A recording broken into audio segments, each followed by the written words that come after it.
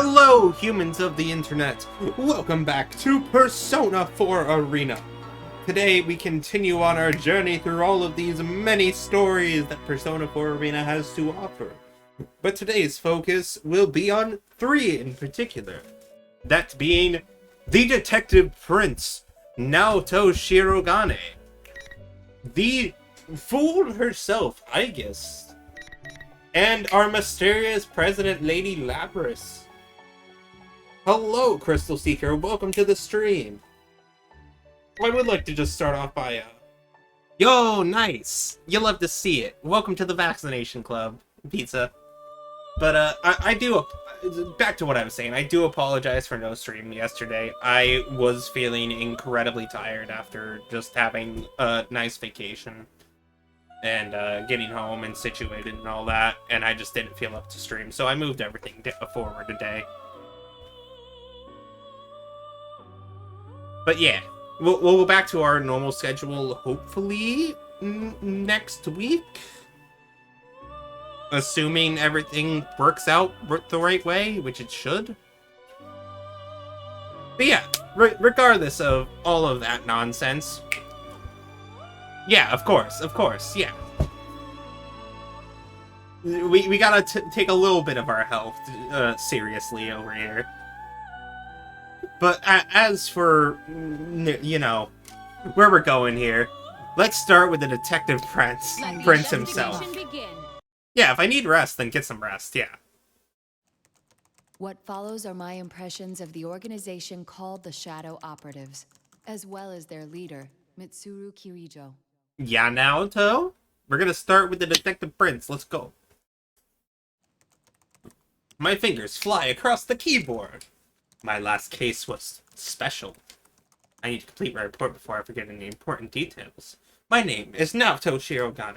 I'm a detective.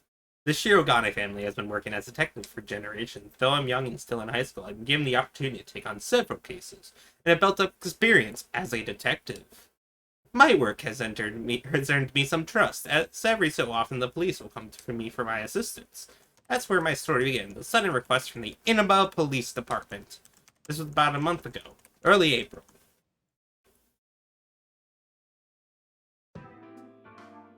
Last summer, I had received a request from the prefectural police to come to the town of Inaba. A bizarre series of murders was occurring. A corpse would turn up every morning after a foggy night. In the end, it turned out to be the most difficult case of my career. It's been about 2 weeks since the case was closed. No, from the public's point of view, 4 months have passed since the crimes were stopped. The culprit has been arrested and prosecuted. Peace has returned, but to return there is a depressing proposition. I'm not unwilling to help the police again, but my involvement with the previous case is not something I'd like to go through again. Yeah, honestly, that's pretty fair. P4's, it's a time. To be completely honest, that particular case was no simple series of murders. During the course of my investigation, I gained a supernatural power known as my persona, making me more than just a detective. I collaborated with other persona users and became involved with the events of the case. Of course, if I was to tell the police this, it would be treated as nonsense. Worst case scenario, I would be discredited. Having to leave those out those details while explaining the events of the case is a little more than a nerve-wracking. It feels like lying, but there you have it. Well, on my way to the police department for this new case, I go through a list of possible questions and answers I would need.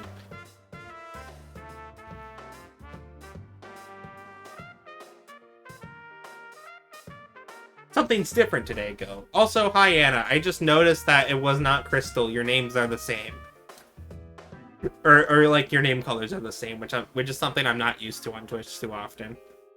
I normally have you people color coded. But yeah, welcome to the chat. I hope you're doing well.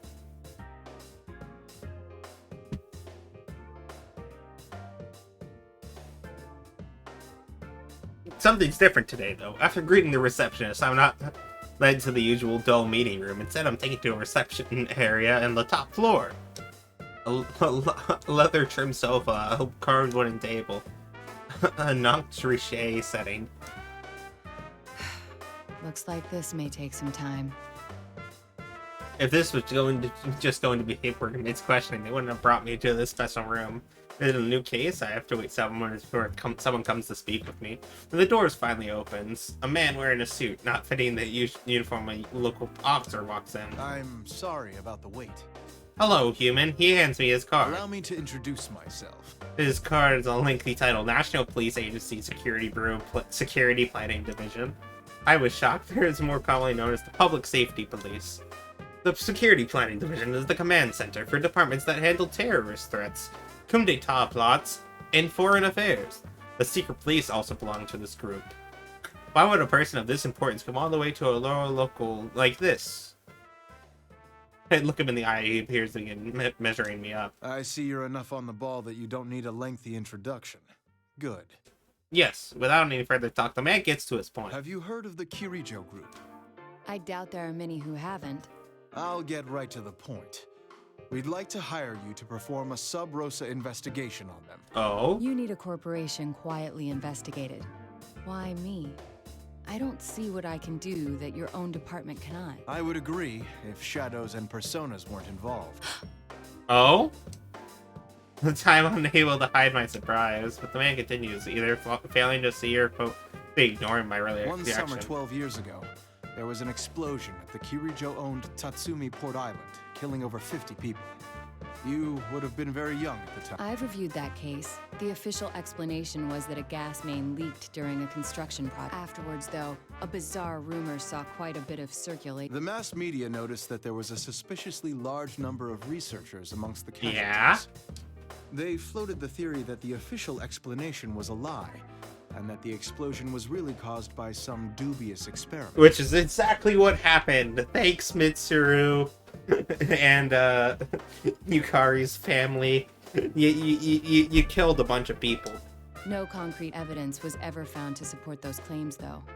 As I recall, the matter was left unsettled. Some may still remember the incident, though I don't think many could recall the finer points. Those rumors were all...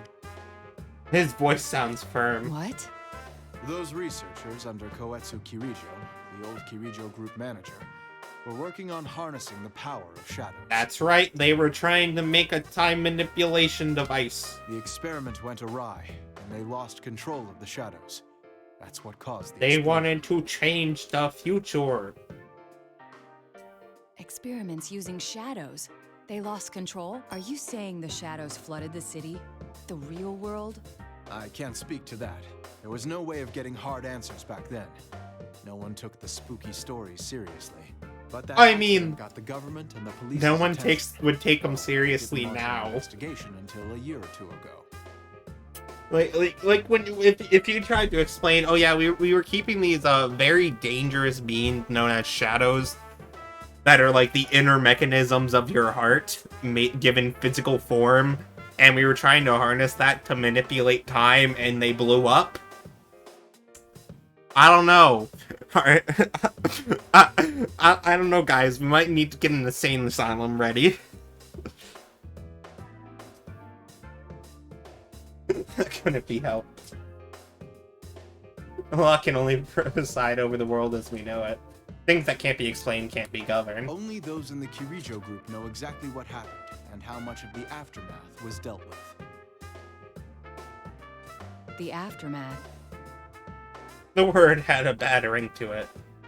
Brings up to mind a cover-up of some dark Their secret. cleanup efforts continued until quite recently.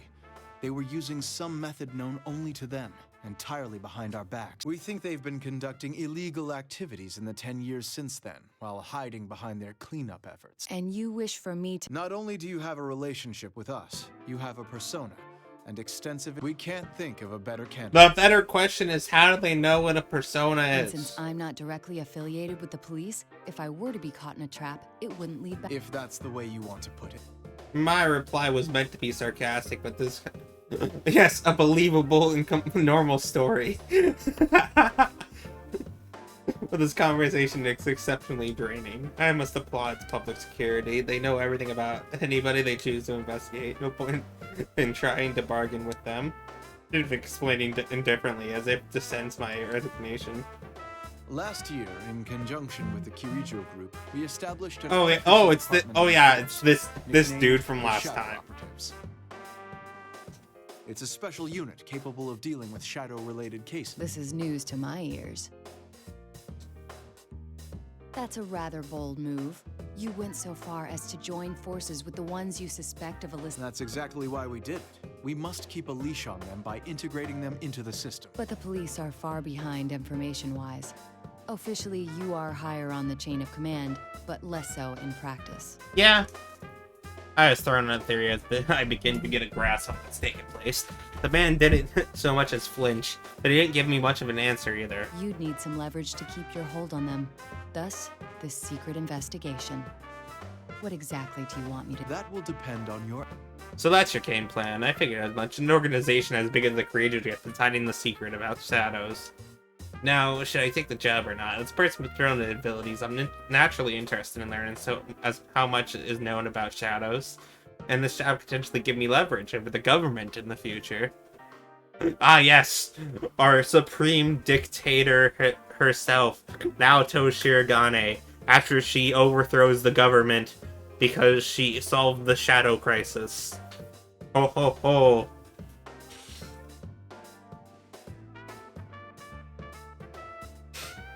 God, that would be an interesting plotline. Well, I'm deep in thought. The man continues as if to read my mind. If you think we're hiring you to further our organization, you're mistaken.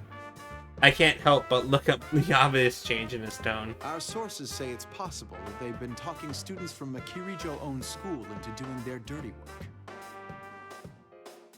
They've been pleading ignorance while making ordinary kids clean up whatever messes they've left. And that, we don't forgive. We're supposed to be upholding the law. We can't over... He's surprisingly sincere. He's staring at me. Unlike up until now, his eyes are strong and bold. He truly doesn't want anyone innocent to suffer. Of course, this could be an act against me, but even then, I do agree with that opinion. All that remains is to find out Kirijo's intention. All right. In that case, I accept. Though I don't plan on abandoning my school life here. I'll do what I can to help, but only within those limits. I never have dictated conditions like this before. The reason I'd come to this town and transferred to Yasugami High School, it was all for my investigation, but school life and dear friends that I gained become irreplaceable to me. Aw, Naoto, you care! It may sound childish to demand that I stay with my friends, but if they refuse to budge in that regard, that's that. However, That's fine with us. he accepts my condition almost too easily, then he immediately begins to explain the details of the case. At the end of this month, the Kirijo group is airlifting some special cargo. Kirijo has asked our help in making sure the cargo is transported. We'd like you to accompany them as a police observer. What do they mean, transported? A police escort. Assurance of no public investigation if any unforeseen situation were to arise. Of course, if anything does happen, we will hold them responsible. And what Okay. is this special cargo? It's something to do with the shadow research. They've admitted that much, but we don't It's know an the exact anti-shadow weapon. It goes brr and blows stuff up. According to our research, it's most likely something from the old ergonomics research laboratory, classified as risk level 4. In other words, even though it's sealed up tight, it's extremely dangerous. They could even have a risk scale for something like this. It seems that the courageous research goes into a variety of things. Also, Hi, Mitsuru! As I'm thinking, the man slides a photograph to me. It's a beautiful young lady. Her eyes show a strong will as striking as her blazing red hair. Her reminds me of something. I may have seen her picture while going through the documents regarding the Port Island incident. Of course, the girl in the picture was much younger. this woman will be on that flight. Her name is Mitsuru Kirijo. Kirijo. She's the oldest daughter of the Kirijo family, Koetsu Kirijo's granddaughter. It was he who devised the experiment 20 Yeah. years ago. You should know that she's also a powerful persona user. She's a persona user. A persona user besides us. I was expecting something like this, but to hear it out loud is still shocking. There are other persona users other than those involved in the case last We year. believe she took the lead in gathering students 3 years ago when she was still in high school. Uh-huh. We'd like you to first go to her residence and meet with her. Yo, let's go back to the Kirijo residence. I want to go see the place of Operation Babe Hunt. All right. I'm sure you figured out by now, since she's a high-ranking Kirijo Group official and a Persona user, she's member number 1, the general manager. And not because she's a Kirijo, but because she has the abilities to back it up. Can you do this? If she's dirty, then this won't be easy for you. Yeah. I already accepted your assignment, so I must simply make the best of it. I offer my hand. He has the firm grip of someone who's worked on the front lines of the law. Yeah? A few days later, I receive a message informing that the transport is to be on the 1st of May.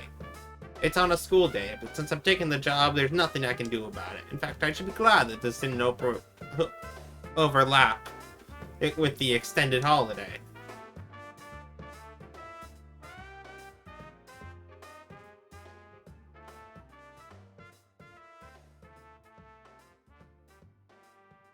I haven't heard the details, but I expect to have some important arrangements during Golden Week. Arrangements to reunite with my upperclassmen, Yu Narukami, the ultimate mega ultra human being himself, the wild card, and user of one of my favorite personas, Izanagi, who is the leader of our group in last year's incident.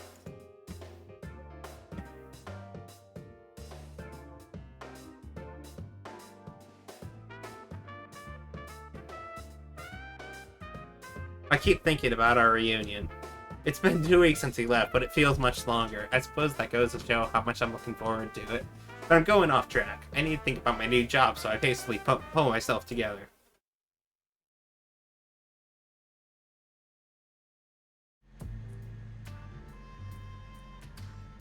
May 1st, the cargo is due to be transported from a laboratory near the Kirijo mansion. I make my way to the mansion to present myself and end up accompanying the security detail. The limousine is incredibly long. Apparently this isn't all that rare from the upper class in other countries to ride in cars this long. But it's downright comical on the tiny roads of Japan. This is where I met Mitsuru Kirijo in person. Nice to meet you. My name is Naoto Shirogane. I'll be acting as an observer today. I've been told about you. It's nice meeting you as well. I'm Mitsuru Kirijo.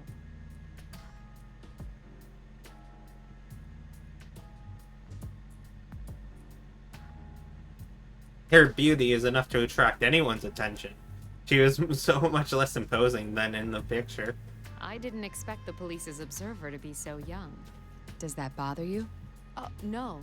I didn't mean to downplay your ability. I took a look at Kirijo's face. She is the only daughter of the founding family. But it's in 2 years since she renounced the practice of the Kirijo group being run by the family. In other words, she's simply the CEO's daughter now, not the heir to the company. She must be used to the constant stress being a female leader at such a young age. Getting people to acknowledge her must have been a struggle. I don't need to mince my words in dealing with types like her. I decided to cut to the chase. Tell me, what are the contents of your cargo? I'm ashamed to have to admit this, but since the original researchers have passed away, No! we don't know what's in it either. We can't allow the worst-case scenario for such an item to come to pass in the middle of a city.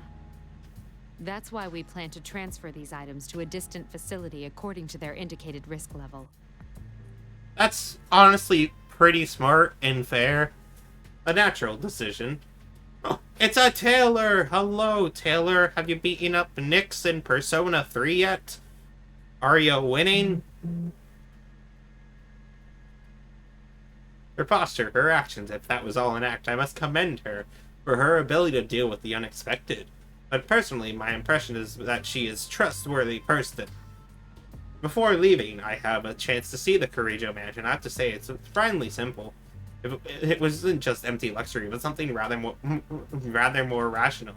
I feel that it shows what kind of person she is. At any rate, her intelligence and presence are proof enough of her upbringing.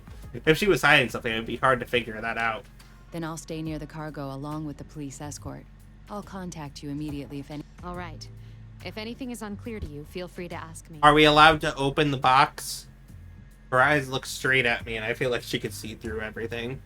I ended our conversation shortly after and quietly wait for us to arrive. Yeah, we're gonna place a bookmark.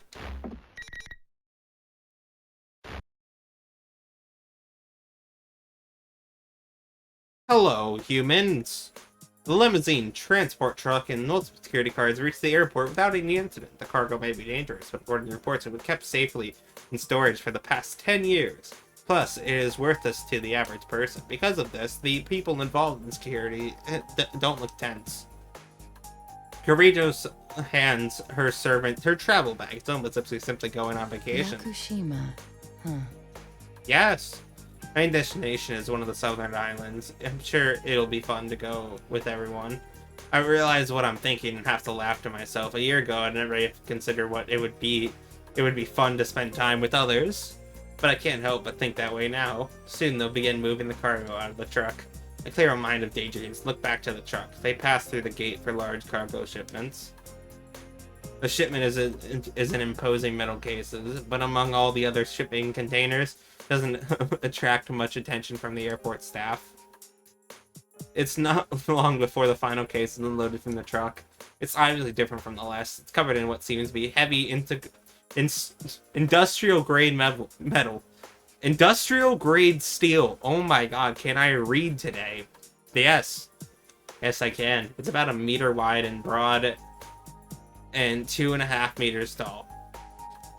It seems like something very special is in there, but even if someone was targeting the shipment, it'd be impossible to steal that. 4 men and shoots slowly tip the case sideways to place it on the cart. Seeing it on its side reminds me of something. Looks like a coffin, and when I realize that, a shiver runs down my spine. It does look big enough to have room for a person to lie down in. Could there really be a person inside? Could it be that this tight security is not to prevent that, but to keep the cargo from escaping? No, how can I imagine things like that without any proof? I shake my head to clear out these pointless thoughts. Am I just shaking because I heard this had something to do with shadows? Eventually, the check-in process is complete and the announcement to begin boarding echoes through the airport. I relax, relieved that nothing has happened up until this point. Once the plane takes off, the only thing in our way is the sky. I put on the earpiece to tune to the police radio to keep with the current situation, so far nothing out of the ordinary. Carrillo's group finished checking in and has boarded the plane. The cargo should be loaded soon. After I supervise that, I'll check in and just think that an urgent voice jumps onto the board. The aircraft squawk code has changed to 7500. 7,500. I have trouble mentally shifting gears after a long period of inactivity. I never imagined I would hear that number with my own ears. 7,500? A hijacking? Is the plane itself I'm investigating hijacked? That can't be a coincidence, but this could have been set up by the police or the Corrijo group. No, there's no benefit for either of them to get involved with the general public. That's the case. Is it the cargo they want? There really is someone after the cargo. Wait, if they're after the cargo, why hijack the plane? If they're going to try to steal the cargo, could they be after Corrijo? No, that doesn't feel right. Hijacking isn't an efficient method to carry out a kidnapping or an assassination. If they had the time to resolve the bullets off, they would be far better off trying to take over the plane mid-flight. I can't figure out their objective. Why would they do something that attracts so much attention? This is a peculiar time to attempt to take over a plane. Very peculiar indeed. Hijacking before departure forfeits the biggest benefits of hijacking, but at the same time, all normal airports operation will come to a halt while everyone turns their focus on the plane in question. The airport will naturally stop loading luggage on the plane while this hijacking goes on. The perfect distraction. They are after the cargo. If that was the case, the hijacking is only a decoy. But would they really risk their lives hijacking a plane over one piece of cargo? As I think, I scan the area from my point of view up in the boarding area. See a van that had been parked near the cargo area. Suddenly peel out. Huh? Yo, this OST though. A suspicious departure at this time. I have a bad feeling about this, but the cargo was just unloaded in front of my eyes. I don't see any. Hold on. The 4 men in white suits with the handcart. I don't see them. I lost track of them in the rush of activity after the hijack call. I grind my teeth and interrupt the radio call. This is 002, over. A suspicious vehicle is leaving the scene. Stay in pursuit. It's a large vehicle about 2 tons.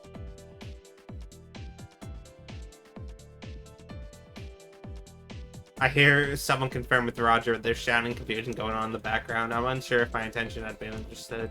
I went across the airport by myself. I need to grab hold of these people's tails. even if it's only to get a few hairs. Of course, there's no way I can catch up the vehicle on foot, but I have a plan. I run down the escalator and bolt for the passenger pickup area at the arrivals lobby. I look around it outside, and there it is, just as I thought. The specific vehicle was coming this way.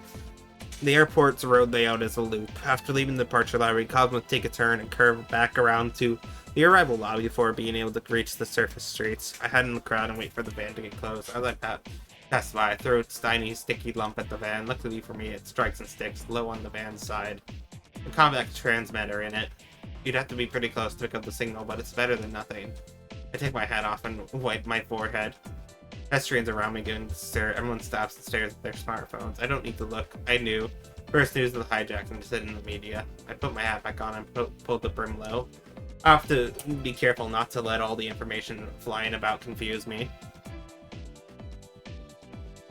I keep my guard up as I quickly walk back to the departure lobby.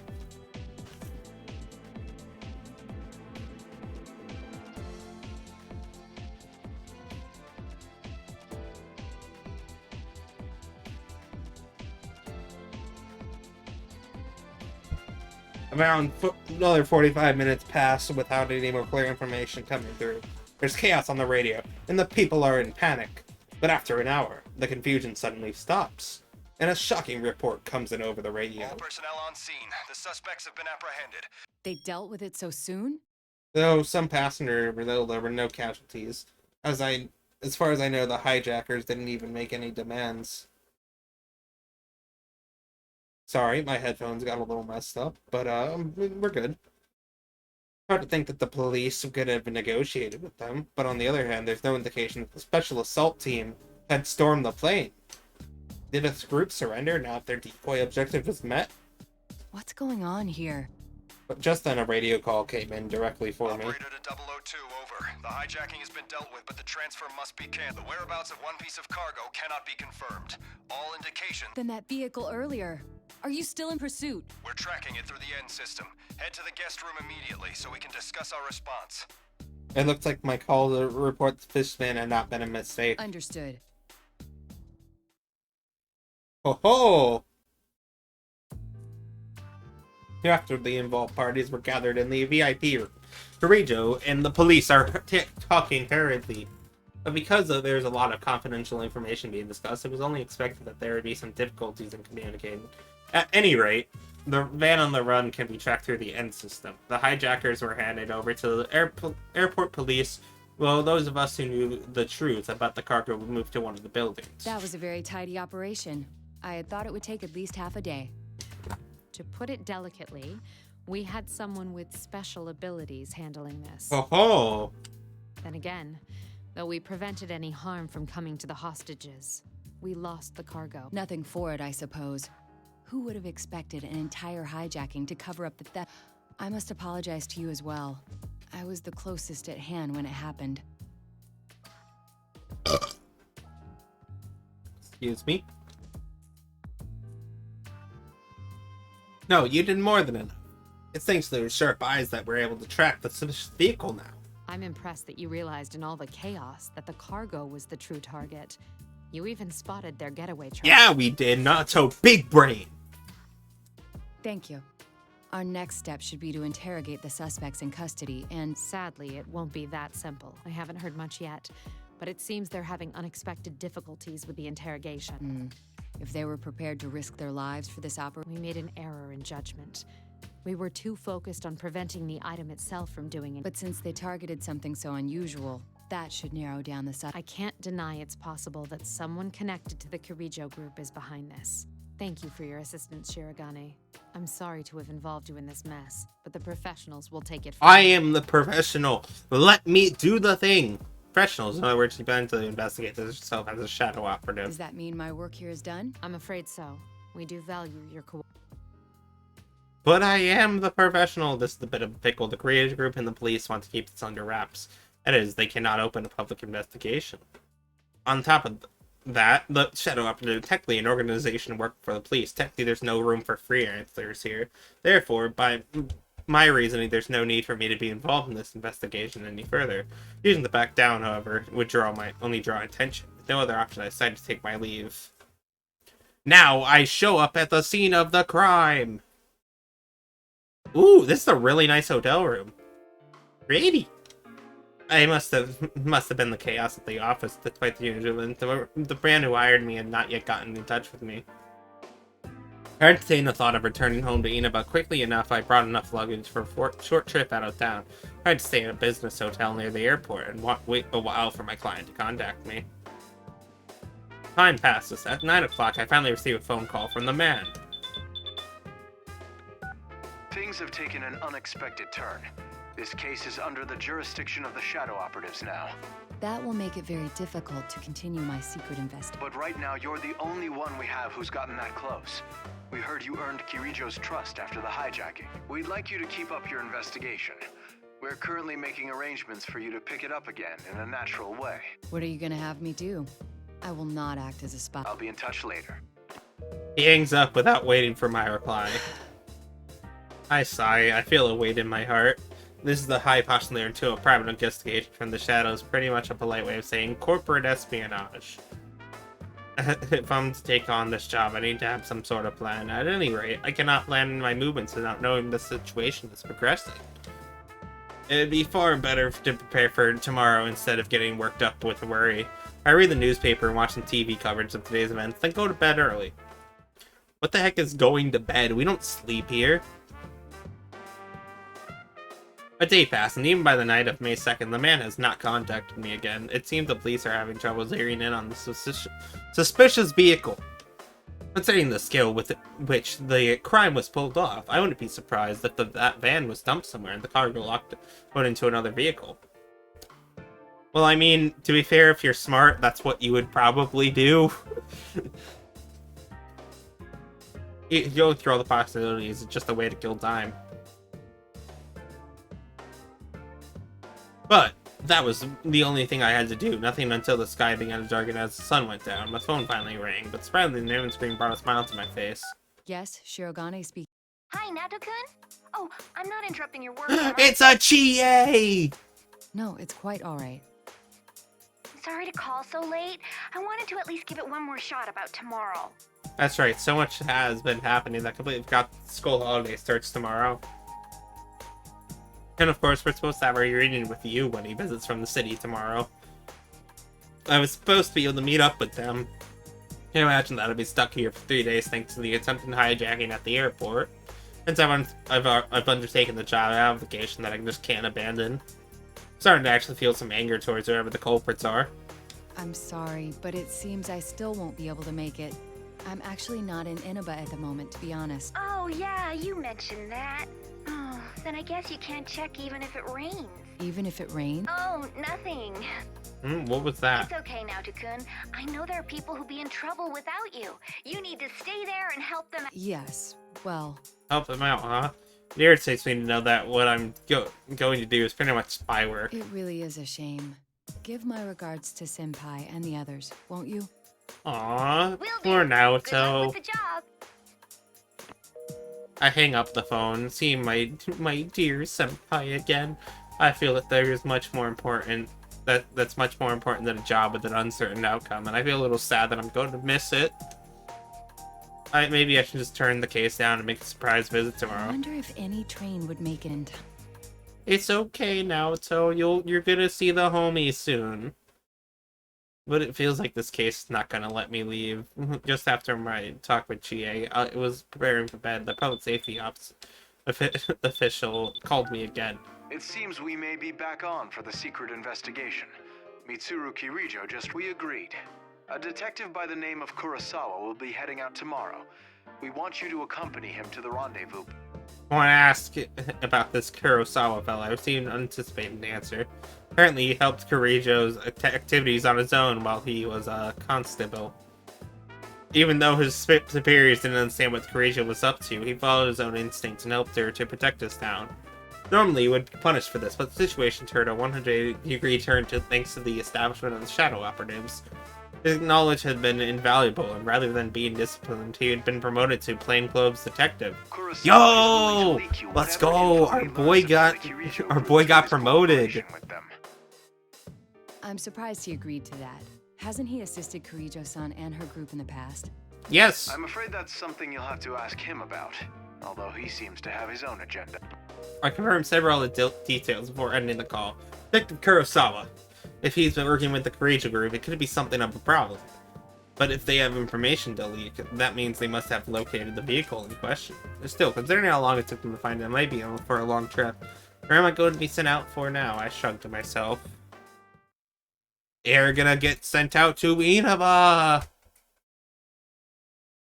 So the next day, May 3rd, I meet with Detective Kurosawa. I expected someone who looked shadier, but the man appeared hardworking and honest. I'm Kurosawa. I'm Naoto Shiragane. I've heard rumors about you, Ace Detective. Let's get... We make our greeting brief, and I get in Detective Kurosawa's car. Private investigation in my location, in a location that I have no prior knowledge of or experience of. This was the pesting job in the first place, and the addition of more and more unknown variables is making me displeased with it. You seem pretty listless. Oh no, I'm fine. Where are we headed, by the way? The place where they found the getaway car from a town called Inaba. It's a small place with a lot of history. Poggers. They just had a bizarre serial murder case. Inaba? I can't stop the surprise from showing in my voice. That's your hometown, right? Isn't that why they're sending you? It is now! I'm at a loss for words. Detective Kurosawa continues instead of waiting for me to reply. The request I got from the shadow operatives was to assist in gathering information about those murders. They want me to meet with a supervising detective of that case and ask him for the full story. Not only are they part of public safety, they're an unofficial unit. They can't come to the district police for information. Why him? Is his case related to the robbery in some way? Yes! Public safety is sharper than you might think. They do basic reviews on all cases to see if shadows Ooh. are involved. That's Inaba is on nice. their watch list now. And with that cargo being brought there, they naturally suspect a connection between the cases. It's not us, we swear. And there is a connection that might be related to our case. I begin to have ominous thoughts, and my expression darkens. But Detective Kurosawa doesn't probe into that topic. Perhaps that person doesn't judge people based on evidence, but gets a feel for them through conversation and actions. How am I reflected in his eyes? I can't help but wonder. Yo, it's an Omar! Welcome, Omar. Detective Kurosawa goes inside the Inaba police station while I wait in the car near the junkyard. The familiar sights of Inaba seem strange now. Nice! Detective is in charge of this case must be none other than Dojima-san. Detective Ryotaro Dojima. Of course, I am familiar with him. Yes, he's the best dad! And not just as a fellow peace officer. Dojima acted as youth's guardian while he stayed in Inaba. I feel like I'm betraying him as well and can't stop myself from sighing again. Soon enough, Detective Kurosawa steps out of the station. I thought he was coming back, but halfway to the car, he turns and walks into the junkyard.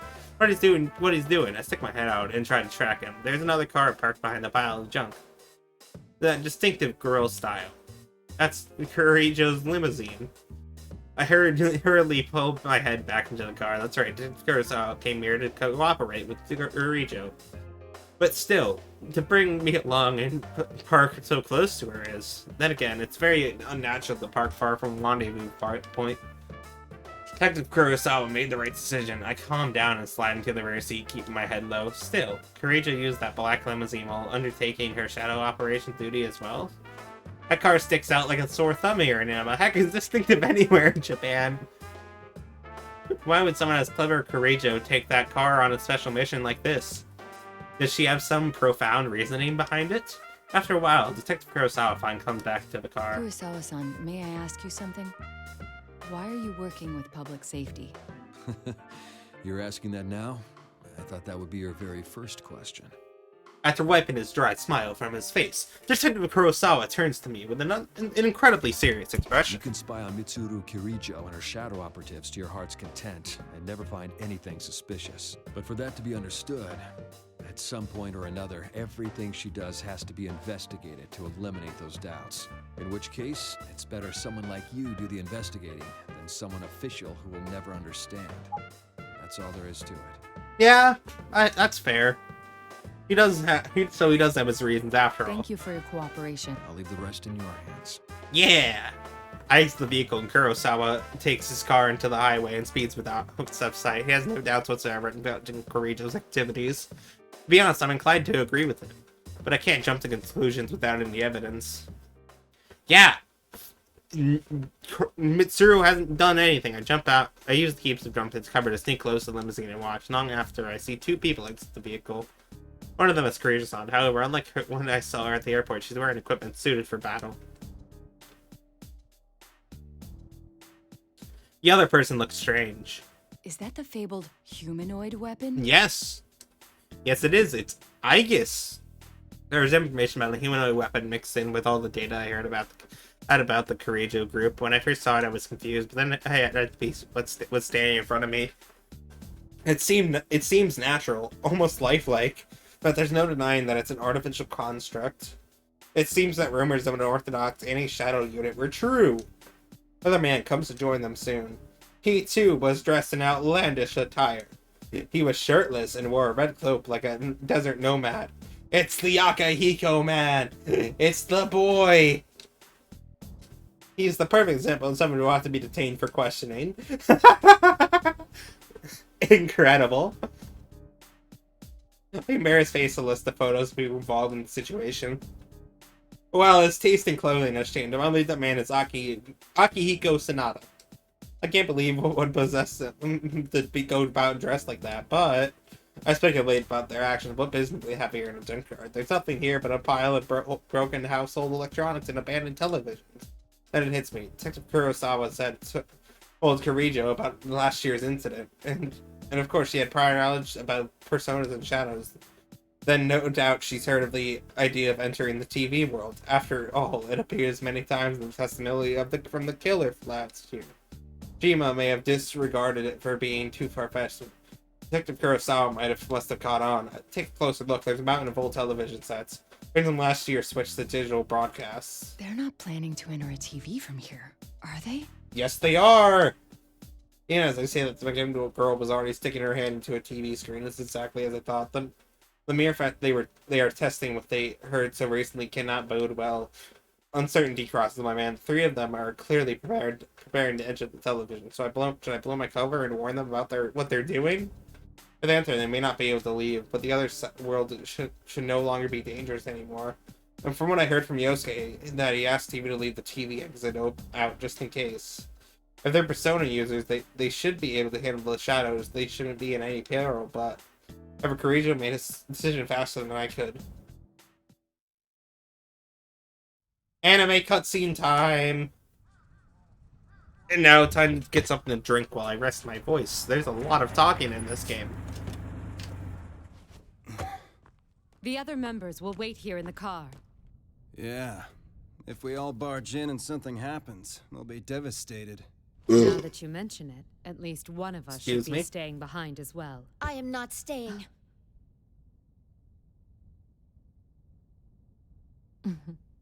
Yeah, I am not staying. Us three will be plenty. We'll end this in a flash.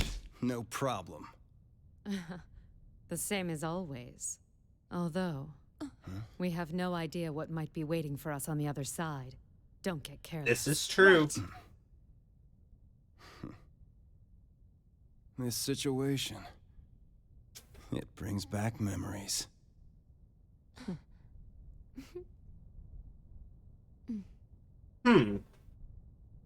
Ready!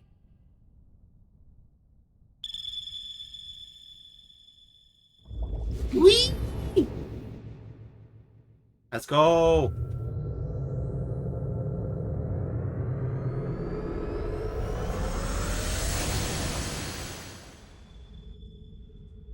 Bye-bye.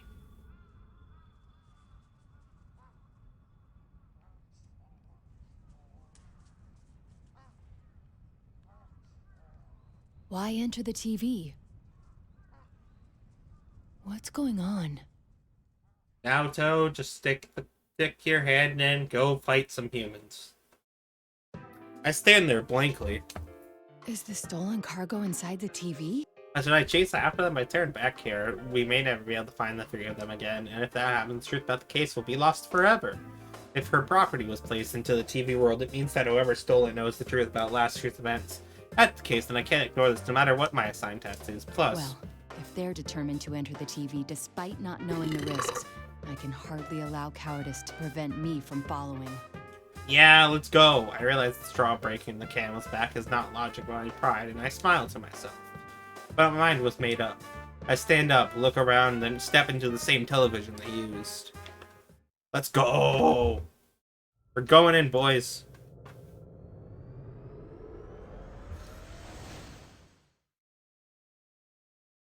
Yeah!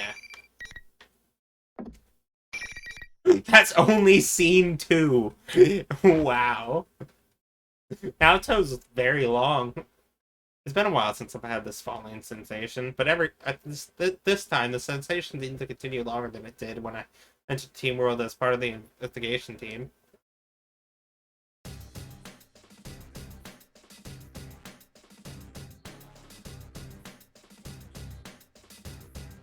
Before I know it, the falling has ended. I take cover behind a pillar and look around for the 3 shadow operatives. Did I lose them? We all enter from the same television, so we should have arrived in the same place. I relax a little and take a look around. When I stand up, I notice it, but it's difficult to believe. I take a good look around. This is a school, not only that, but... Yasogami High School? What's going on? Well, you see, someone remade Yasogami High School, Naoto. And we gotta go beat up humans. This is the gate to the school I attend. The familiar school building is inside.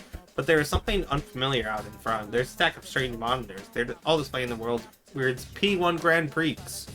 The place looks like the real world, but there's something warped about it.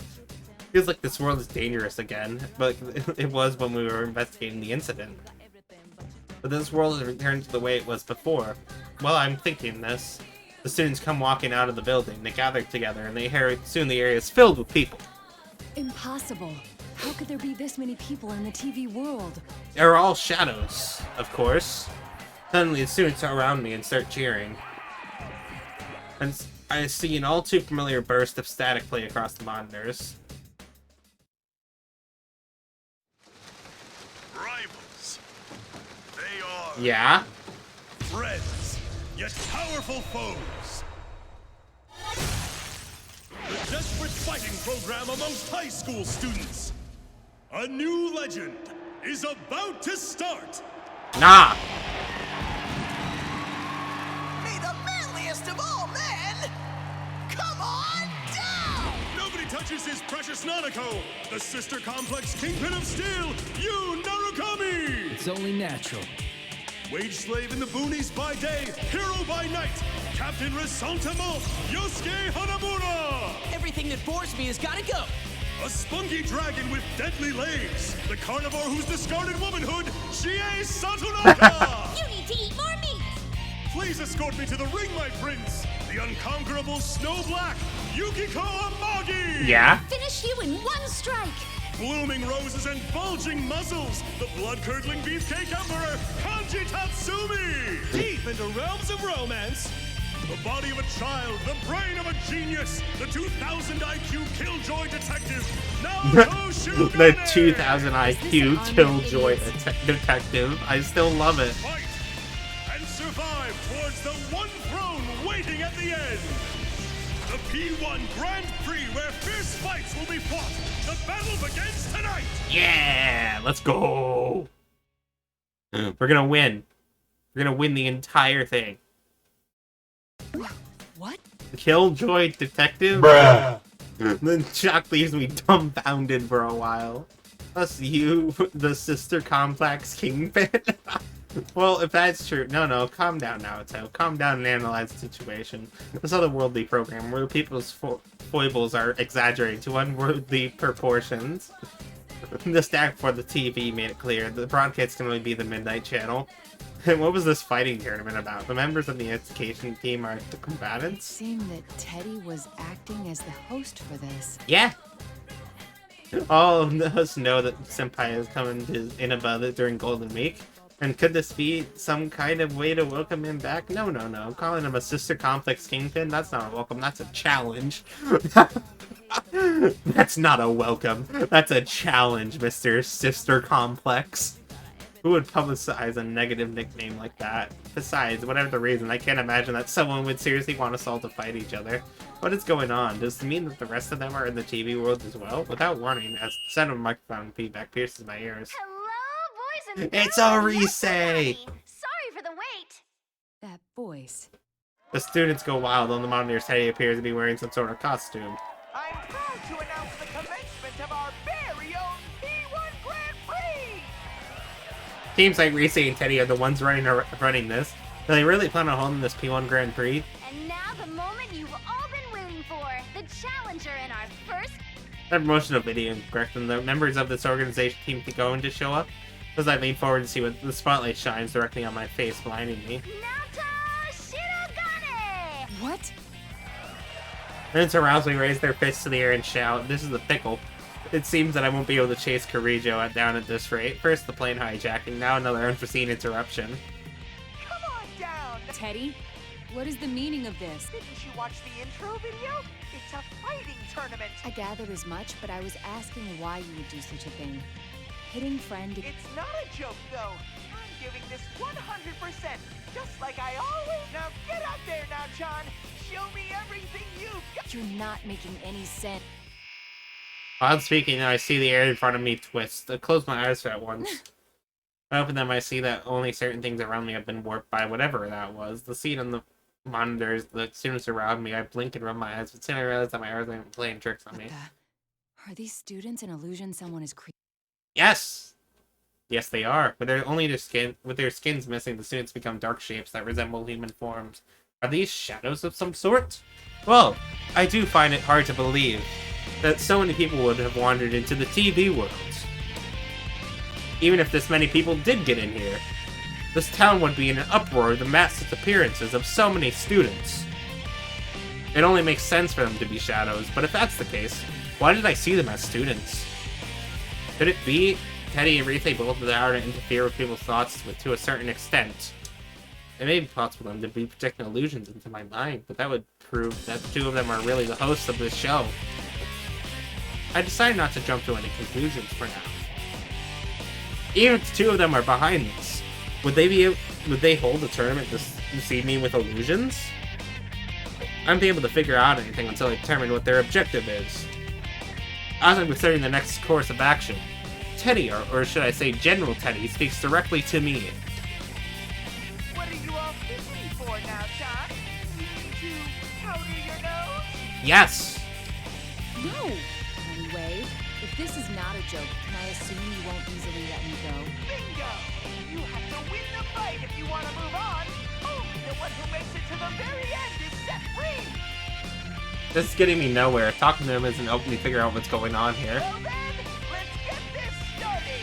Bring out the... Let's go! Another spotlight appears across me. A perfect step out in darkness. It's been a while, Naoto. It's a Yunarukami! Senpai? Why are you here? I promised I'd come back during Golden Week. Don't tell me you forgot. No. Of course I remembered. It's just, I didn't expect to see... I could say the same thing. I heard you couldn't make it because of your job. Yes. Actually, I'm here on matters related to my work. It came as a surprise to me as well. Looks like you're as uninterested in socializing as always. Huh? What did he just say? Everyone says that though they think of you as a friend, they never get the same vibe from you. That's not true. I just happen to be busy with a case. But really, now's not... Work. I guess work's all you care about in the end. Hey, stop that. Even now. I'd say you're more concerned with your work than us. I get it. Hanging out with people outside work is a burden for you. It's like an invasion of your privacy. No, bad. Senpai? He's not the type of person to speak so poorly of others, is he? Is this an illusion too? Relax. I'll help get you knocked out of the tournament so you can get back to the work you love so much. Okay, buddy.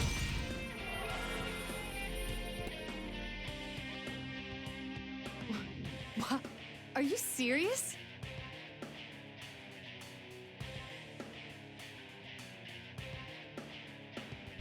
What? Are you serious? Senpai attacked me with his persona. That was an illusion. It was real. If he hit me, it would have been seriously hurt. But I know something. He's clearly not in his right mind right now. The leader of the investigating team I knew would never, under any circumstance, harm his friends. What a reunion this is turning into. If I must fight you, I will. Yes, time for Persona!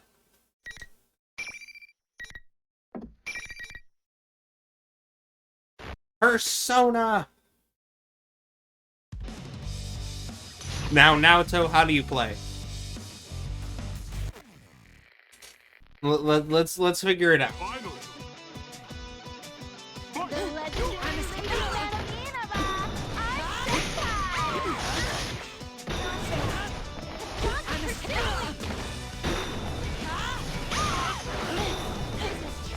Fight of the century! No way! Easy enough! No way! This is turning into sniping! Okay. Now you cross the line. Turn right!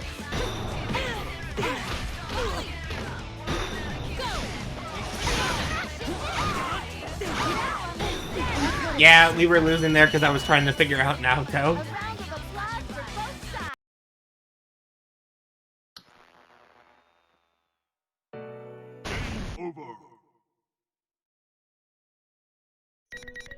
Welcome to the Velvet Room. Very well. Yes, let us load Naoto back up so we can fight.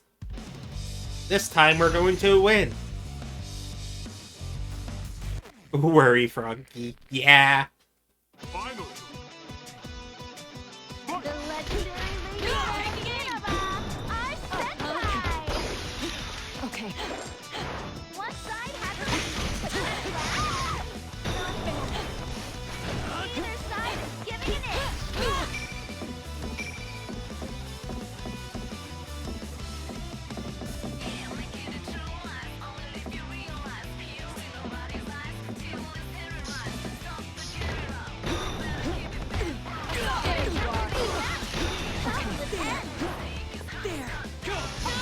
Both sides are waiting for an opportunity.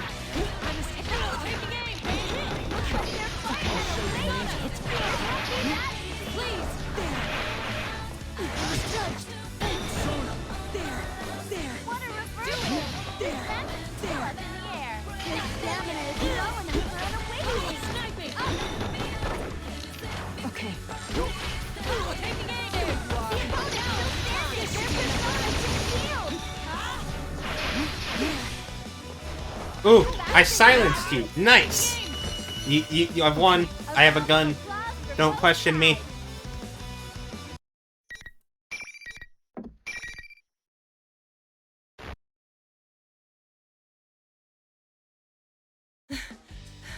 My shoulders heave as I gasp for breath. I managed to win, but Senpai was so as strong as ever.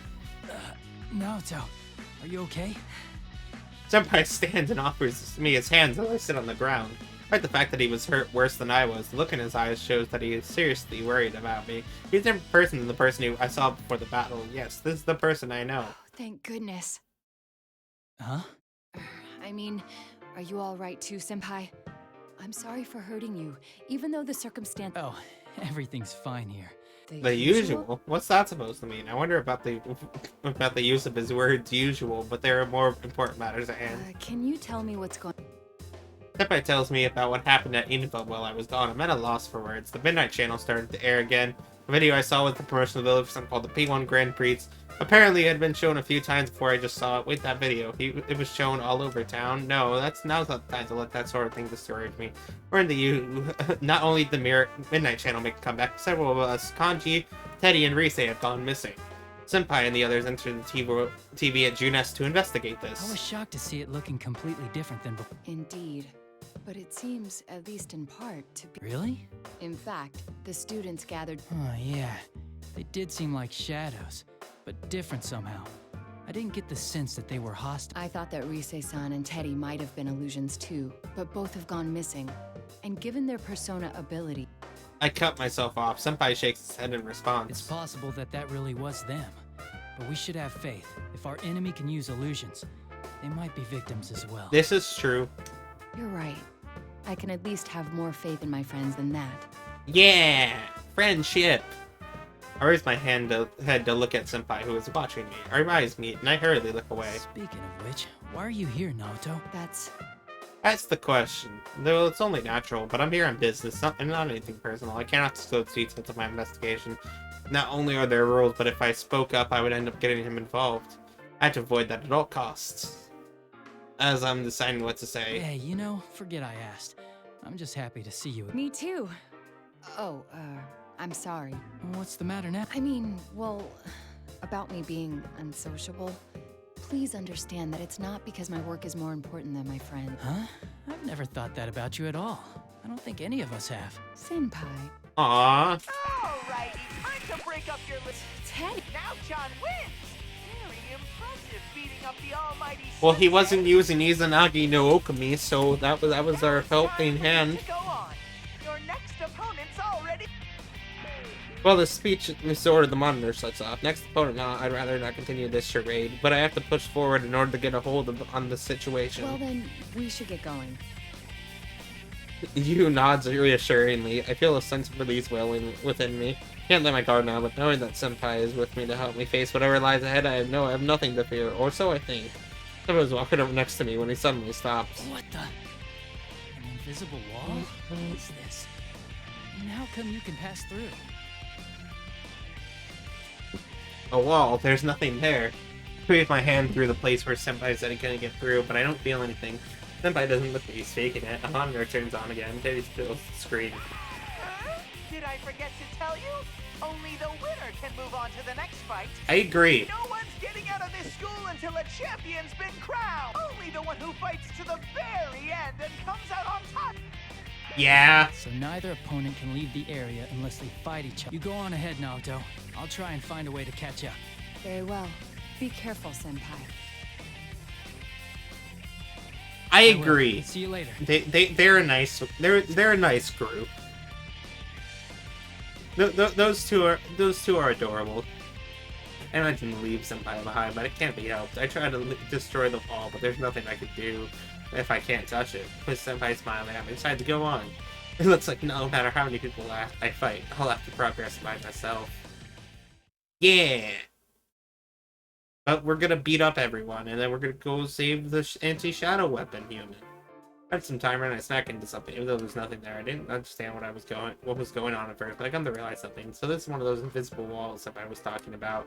Seems that some of them won't allow anyone to pass, no matter who wins the fight. It's completely transparent. That's the only way to know is to feel its glass-like smoothness. I have no choice to take a detour. Time after time, these walls keep getting in my way. I'm not choosing my path. I'm being herded. I suppose I'm following some plan laid out by who to set this up. And now we're in the gym! After I open the gym, I see a space cleared away for that. As I expected, Teddy appears on the monitor. You're so slow now, John. Your second opponent's been... I've said it before, but I don't. Alrighty, let's do... Let's bring out the next one! Yo, how's it hanging now, dawg? Excuse me, Kanji.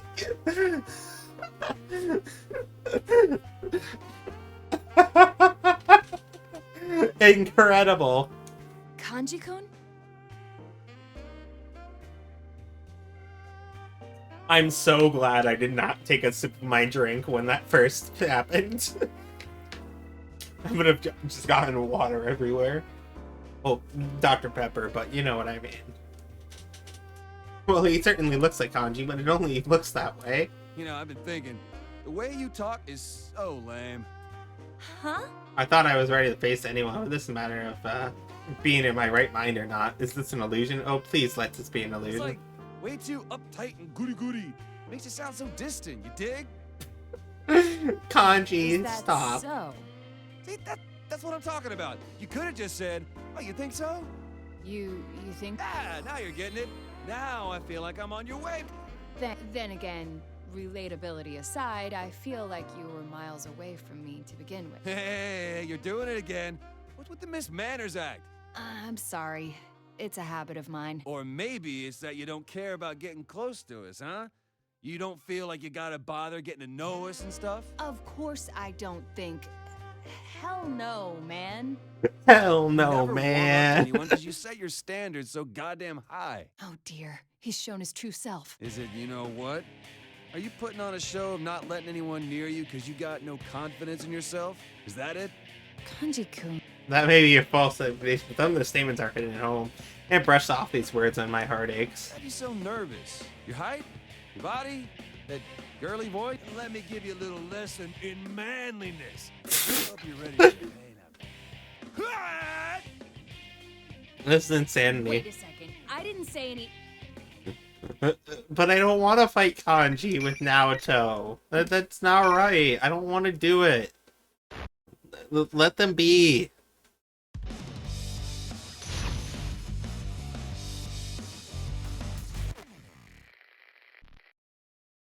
Final. Kanji Tatsumi's here! Okay. Can they turn this into a serious hit? Stay down! Get the hurt! Maybe Persona! My, they should be Persona away! Nothing.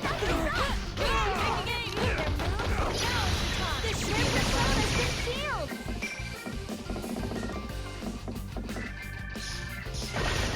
Persona, do it! Persona! Looks like they're finally on a roll! Come on!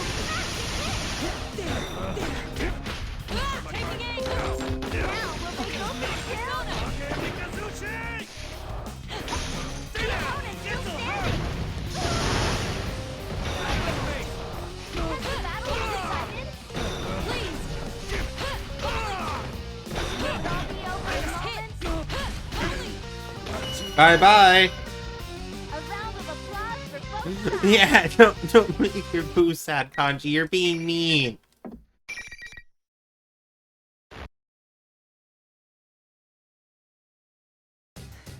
Kanji-kun, are you alright? Of course I am. Your attacks are like little bug bites. I just let my guard down. I don't know if he's acting tough or trying to be courteous to me, but he's back to the usual Kanji. The usual Kanji. The usual. Wait, didn't Senpai say that too? Well, at the very least, it seems that its spell is broken out once the battle ends. I let out a sigh of release. Still, for some reason, Kanji has yet to look this Are way. you really okay? I was told that the others lost contact with you, so how did you come to... How? Well, it was a change of pace? You came into the TV for a change of pace? Did something happen? I'm willing to listen if you... Something to talk about. I mean, wait, not that I don't talk. Like, it's not that I do want to talk or that I don't want to. Anyways, it's just sometimes a man wants to go inside a TV by himself. I don't think that I don't think that's how that works, Kanji. But I don't know, bro. I'm He's not adorable. Sure I follow. Off my back, Willie. I didn't come in here because I like it. Actually, no. That is why I came. Because I like this place. Well, Kanji turns around and his face is red, but with anger or something I else. just don't understand why you're being so loud about it and blushing so fiercely. I wasn't blushing. You are blushing, my dude. You're so It was all red. your fault. You're the one that was well, Me? What are... you want me to come out and say it? Jeez. Thought you'd gone crazy because of that. Me? Crazy? You were the one who was acting oddly, calling me now doll and what... Now, doll? Why would I call you that? Wait a second. I saw Kanji as mad, and he saw me as the same. And yet both of us claim that we hadn't gone crazy. And I get it now. That's why you called me the usual Naoto. Of course. An illusion. Huh? I believe we were both under the illusion that the other had lost their... That's why neither of us remembers saying what... Illusions, huh? It must be a scheme to make friends fight each other. It's not as simple as the person I had to fight being crazy. You and Kanji both said things that dig into my personal problems. These are illusions. They don't claim there must be someone who knows The us. ability to interfere with other senses, the prior knowledge of us, putting it... Must be what? The Teddy acting as the tournament's host, as well as Rise-san, must be genuine. Moron, there's no way it's them.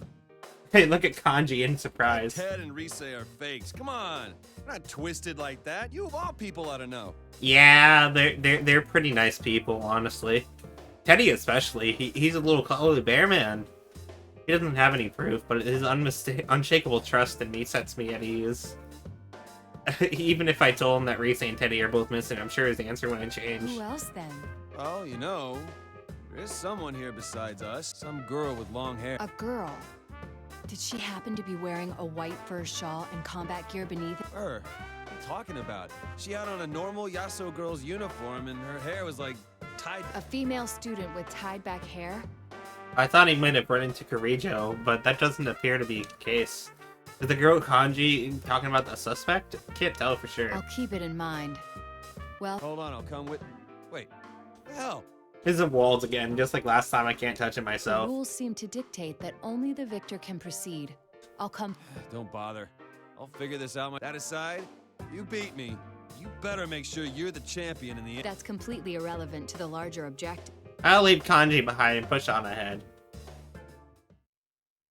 But Naoto, we need to win for Kanji.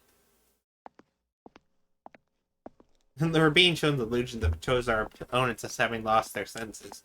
But why is the host of the tournament going to such elaborate lengths? Obviously, it's easy to get people who know each other to fight, but is that our only goal? Still, I wonder how I appeared to Senpai and Kanji. I'm not worried about Senpai, but thinking about Kanji's reaction, how he had blushed, is burning a hole in my stomach. As I walk down the hall, I come to another likely location for a match. Just I figured Kenny appears on the screen. Your next opponent is a special guest. Gotta Could it be? bring out the... Oh boy, Kirijo-san. it's the Mitsuru! Why are you here? I thought you were... This is a problem. I didn't think we'd... First of this event is to have the participants fight, and because there's only one path to take, I figured we'd run into each other sooner or later. I never imagined that it'd be this early on, though. No, there's something else I need to be concerned with. Like the previous time, the opponent will not be seeing each other correctly. With that in mind, I watch her closely, and I see a change in her. Mitsuru's face twists into an expression of contempt, and her composure shatters. To say I'm surprised to see you here would be an understatement. I don't reply. There's no point in saying anything, after all. The silent treatment. How ridiculous that you, who lives a lie, would dig up other people's hidden secrets for... You seem gentle, but you maintain an aloof distance that keeps people at arm's length. I've thought that at first. I thought it must be typical of a detective. But that doesn't seem to be the case. You simply lack confidence. I had some trouble staying You silent. hide your true nature because you know that once you grow close to someone, you'll no longer be able to protect your pride. That's why you won't let anyone in. You use your job as a pretext to keep your distance and never get too attacked. And it's from that position that you're trying to discover what others are, how contradictory. Not to mention completely ridiculous and unfair. Yeah? I clenched my fist, in spite of myself. Persona. Kirijo's relentless words, even if it's only illusion, made me feel that if I lose, I'll never be able to be near her again. I cannot lose here. I'd dearly like to answer your charges, but I see no... There is no reason to defend myself against the accusations of an... Yeah! You tell him, Naoto. Now let's beat up Mitsuru.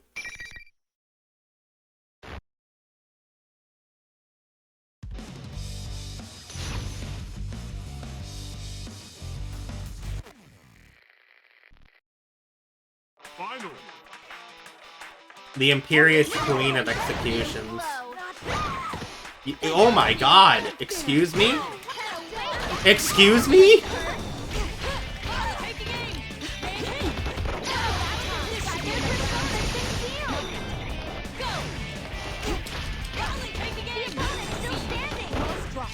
Okay.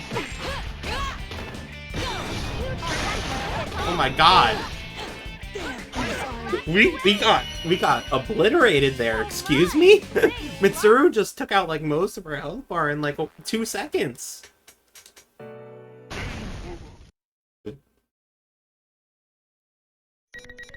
Welcome to the Vel. I wish you good luck. Let's go again, I guess. But my god. Mitsuru, calm down.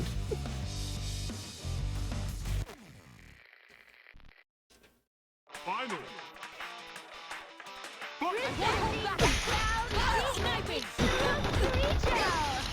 Okay.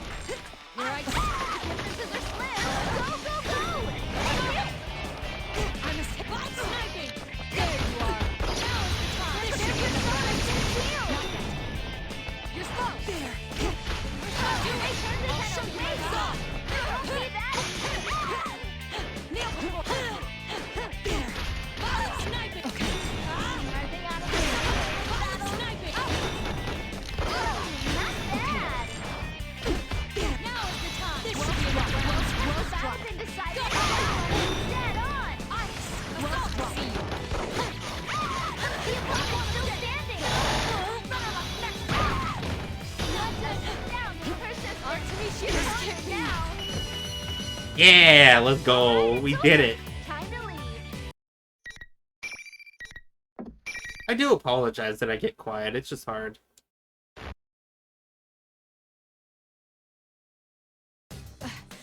You're stronger than you look. It seems you're a skilled fighter. Yeah, we are. Why would And we a not be persona a user school as well. fighter? Nah, we're not a persona user. There is no such thing as personas. What's a persona? But then Kirijo stands up. I'd like to clear something up. Before our battle, I may have said or done some things that seem disrespectful. I understand. We were shown illusions to go. So you already knew. You are a credit to the Shirogane name. Yeah? In that case, well, I'm willing to forget all the things you said. Oh, excuse me? Wait, what? Her body? What did the illusionary me say? Though, if you're a persona user, that gives weight to Kirijo looks straight at one, me. is that you were one of those who solved last year's serial murders. The few proud anonymous heroes. That's true, and then I brace myself for the other shoe to drop. I know what she's about to say. The other is that you were one of my enemies. You were an observer at the hijacking, which means a persona user was sent specifically, yet you hid that from me. Somehow I doubt you were there just to watch over. If my suspicions aren't off base, In all honesty, I feel like I have no defense for what's going to happen next. I'm trying to find a way to make it through this conversation, not ruining whatever goodwill I may still have with her. Kirijo's next words take me completely by surprise. Shirogane, can I ask for your co-op? What? You know more about this world than I do, and since I lost our match, I will be unable to move on. Wait a moment. I thought you distrusted. Even if I did, is continuing to oppose each other the wisest course of action? Not really. I have no words. Kirijo smiles as she watches me. Rose completely surprises me. My surprise must have confirmed what she was thinking about me. She knew that I'm not the type of person who would become her enemy under normal circumstances. This is why she smiled. I am no match for her. She's on a completely different level than I am. It's not a matter of social rank. She simply has the type of personality that makes people want to follow her. Kirijo doesn't wait for me to answer and continues. As you have guessed, we are here in pursuit of the stolen cart. Upon investigation, we figured out that it contained the 5th generation anti-shadow suppression weapon, Labyrs. She was a machine She's next developed for as us. one of a series of test models. They were intended to receive personas in order to combat. Isn't a persona the manifestation of one's strength of heart? How could a machine be capable of using a persona? Yes. You're right to ask that. Labyrs has a mind of her own. We don't know what she looks like, but it's probably very... A humanoid machine. I can see something finishing that. I did see something fitting that what came through to the TV world. That was a weapon developed by the Kirijo group. Humanoid robot, one with a heart at that. This is the fruits of the Kirijo technology framed from the research of shadows. Don't be surprised, however, if the culprits were specifically after this Labyrs weapon, there's a high probability that has been removed from its case and it's mobile. I cannot fathom how that would benefit the thieves. There's one thing I can deduce, though. Around the time of the robbery, we began to see activity in this world as well. I doubt this is a coincidence. I feel sure that your Labyrs is connected to this ridiculous tournament. Oh, I probably. agree. Before I knew what I'm doing, I reach out to shake hands with Kirijo. I accept your earlier proposal. And I think I'd best hurry. Thank you. And I'm sorry.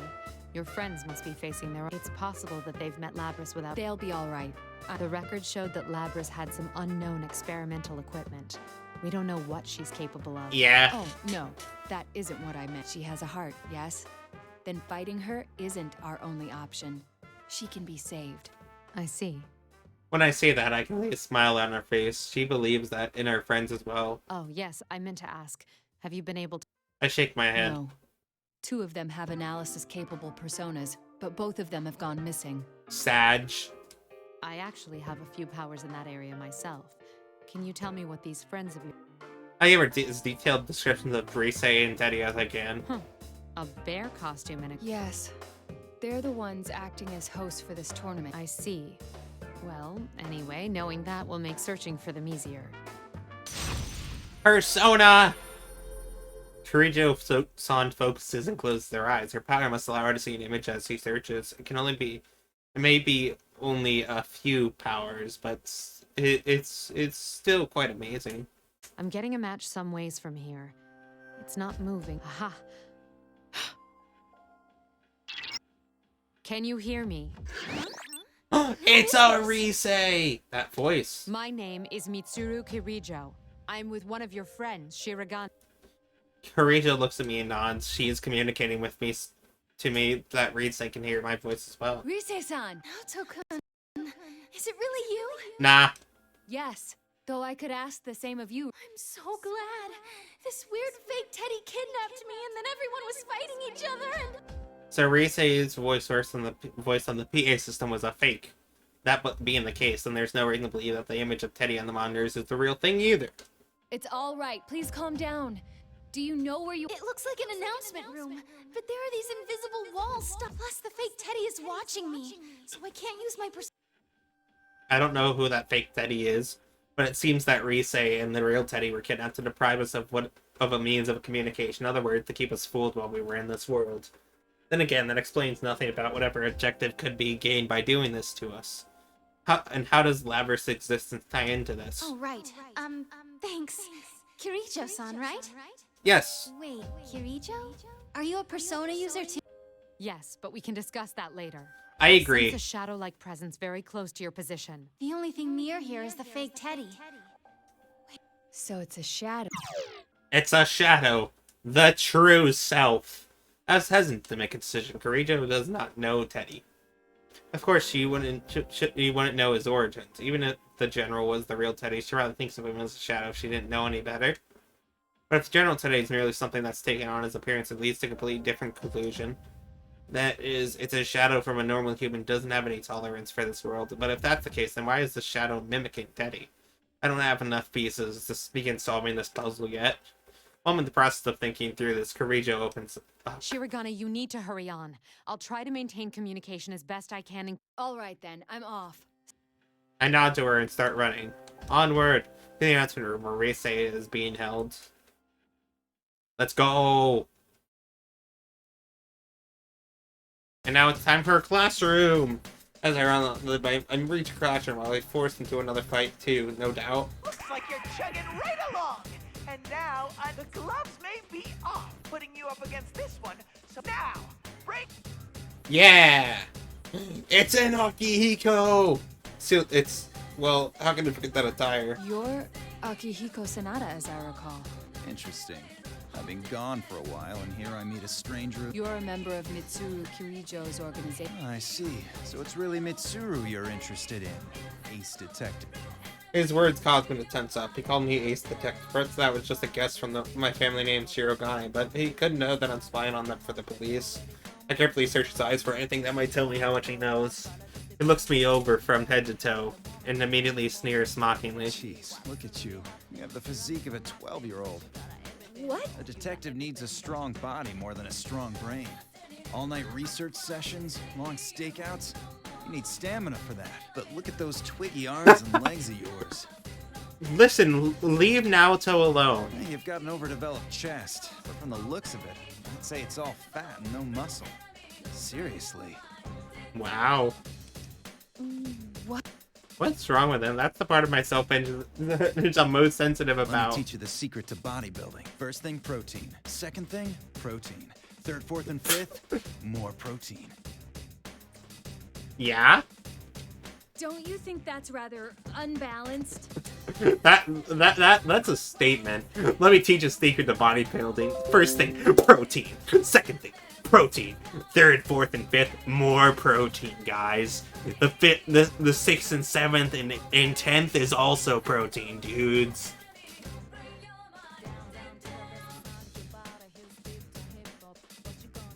Tsunada flexes the muscle like a bodybuilder. Finally, you gotta spar.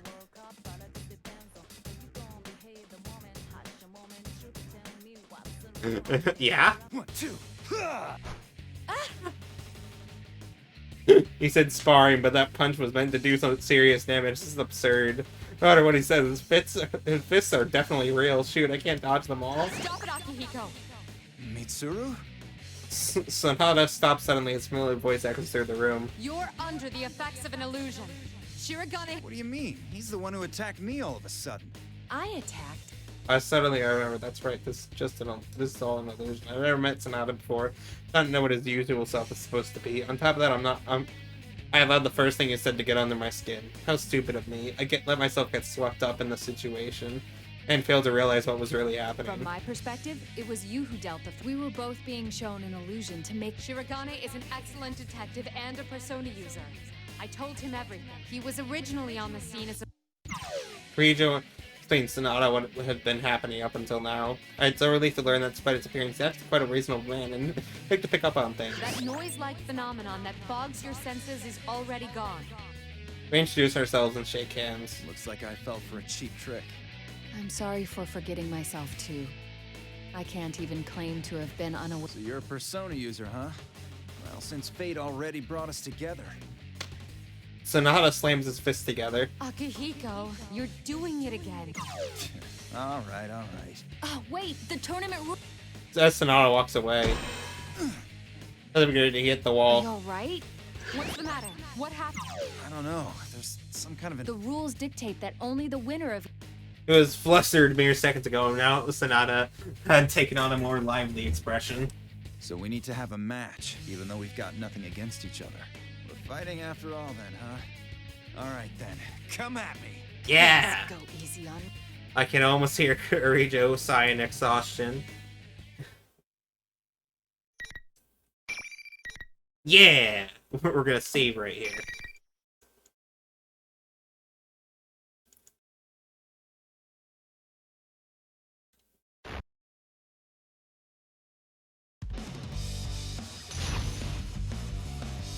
We're gonna do it. Let's beat up Akihiko. The two-fist protein junkie.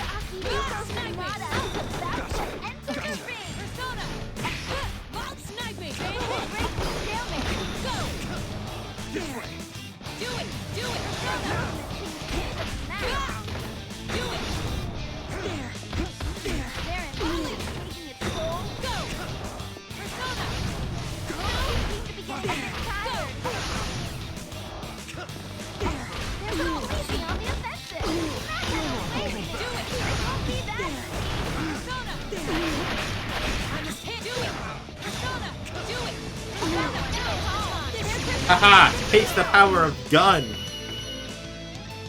end, the victor was no surprise. I think I'm getting a little bit of the hang of Naoto, but not really. Just a little bit. That was a great bout. About?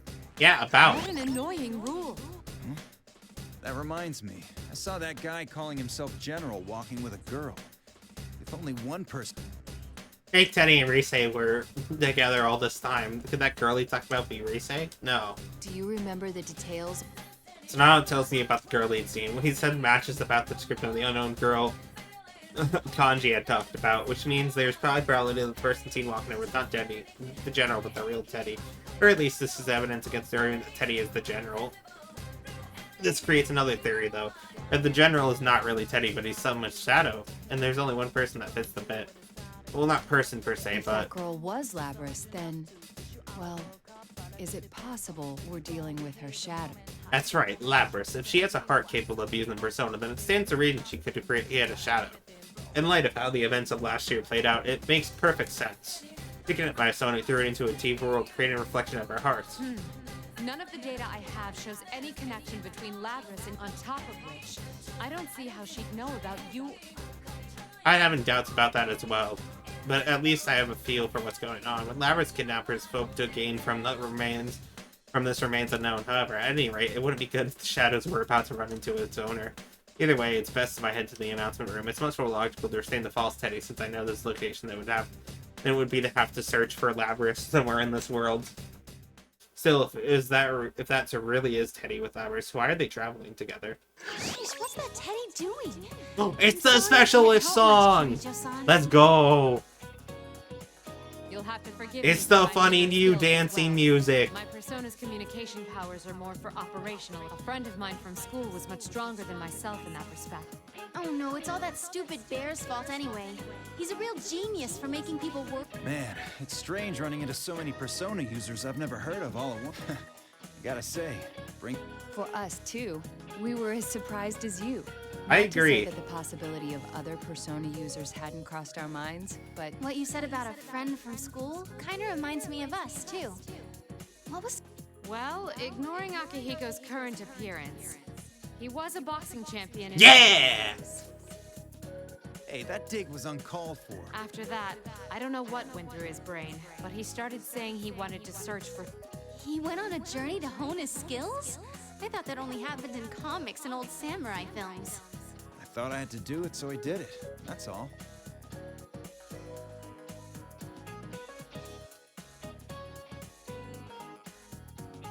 This peaceful moment was shattered by Kirijo's voice. Wait, what's this I'm sensing? Another shadow present. Isn't the false Teddy? Huh? What's going on? That fake... Shise made a report immediately after that. Sonata and I look at each other. Looks like the situation is changing. Sonata dawns at me, and after taking a small bow, I run off. With no one watching over her anymore, Risa summoned her persona. The job friend support moved from Kirijo, who not all of us knew, to Rise. Risa can contact the rest of us and let us talk to each other for a moment. Rise-chan? Oh, don't worry, the others are here too. Well... Wait, why is Naoto here?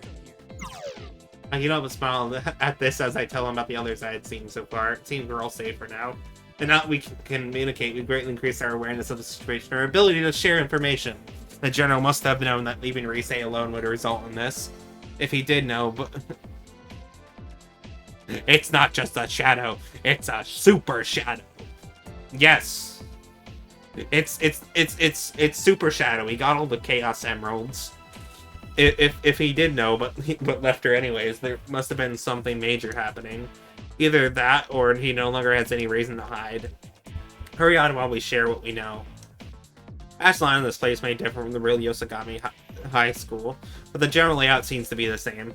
Then if I climb the stairs and turn the corner, the announcement room should be right there. However, Rise calls out a warning before I get there. Bad news, Naoto-kun. The fake Teddy's... I'm too late. Huh? What the... Is that the real Teddy? Hey, the real Teddy's here! The fact that Rise's communication didn't cut off once General Teddy reappeared is somewhat worrisome, but then again, General Teddy doesn't have the time to bother watching Rise. After all, if the real Teddy and Labyrs were both right there as well, he has more important things to be concerned about.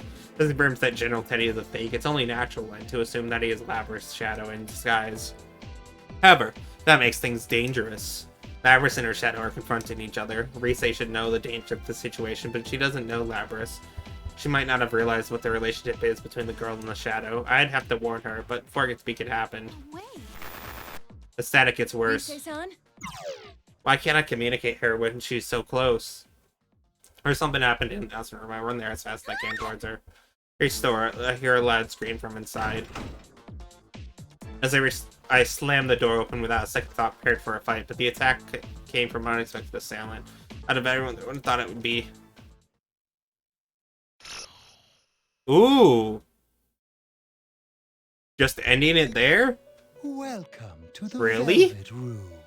This place exists between dream and reality. Mind and matter. Now then, why don't you introduce yourself? Anyhow, let's do Labyrs' story. But yeah, that's an interesting place to end it there for Naoto. Also, damn, that took an hour and a half. That was a lot longer than I anticipated. Initial boot successful. Time stamped 4/20, 1999, 10/16/39. The boot 420. process was successful. This happens every time, but I'm never sure what to say to them first. You mean like a greeting? There's no need for that. They're just... See humans within visual range, both male, searching for voice print and visual matches. Personnel identified as research staff, not hostile targets. Things like that might affect the performance of these models. Because they have a mind? Yeah! They also have Their hearts. emotions and things are completely faked. It's no different than an AI. They can't possibly be that sensitive. Scanning for keywords in conversation, running logical analysis, cross-referencing with related data. Current observation topics is not orders. Well, until we rule it out completely, we should at least be So you say. All right, from this moment on, you will be registered as candidate unit number 031. Please repeat your number back. Confirming force order, initializing unit number, output via voice requested, activating voice into this model, accepting input. Unit number 031. Unit number Did its pronunciation 031. sound a little odd to you? You're worrying too much. Let's hurry up. Receiving action plan through console. Combat tests against others of same unit. Test commencing immediately after entering shock resistant chamber within lab. Frames stored within cage for transport. Beginning transportation.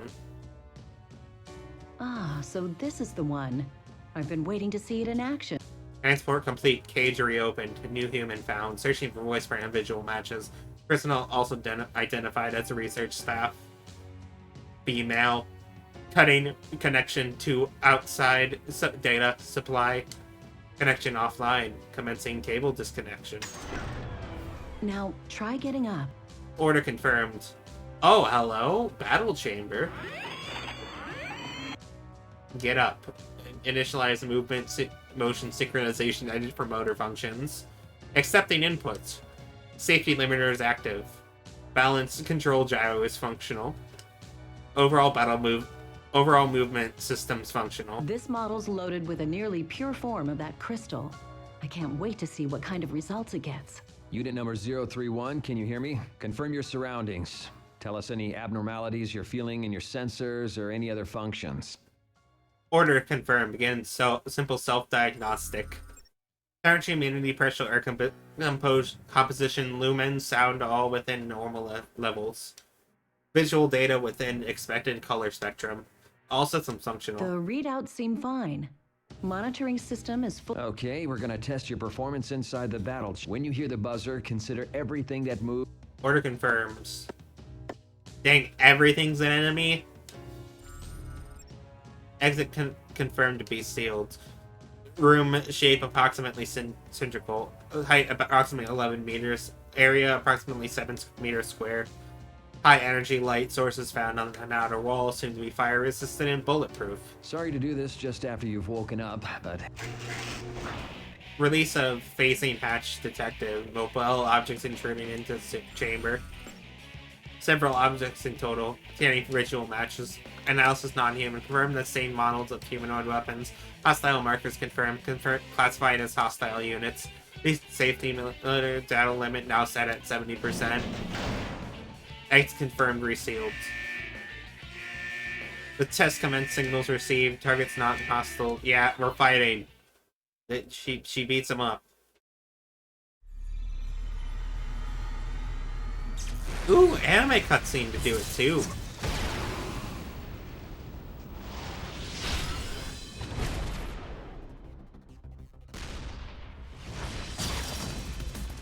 Was that an Aegis head?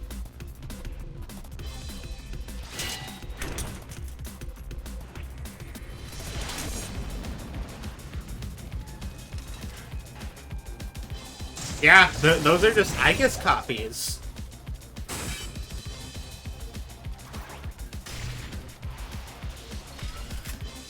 Except that one.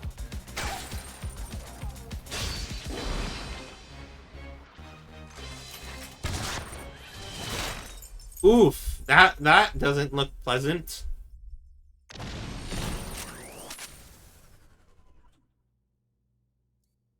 Did you win?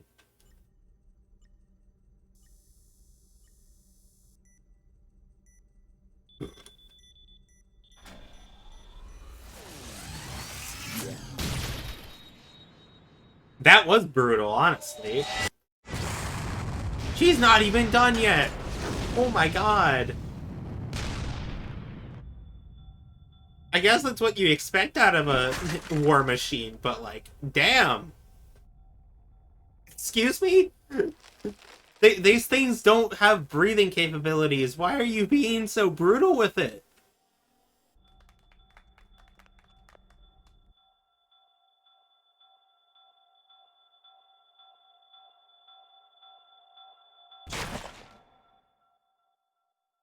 Oh my god. That was a murder. All targets eliminated. Hostile units no longer capable of motion. The test termination signal received. Battle complete. That was better than we could have hoped for. Hey, what's with all the bodies? You made it fight that many on— Don't worry, it did great. This is a new... Well done, unit number 031. Stand... Order confirmed. Exiting test chamber, getting transferred to maintenance room.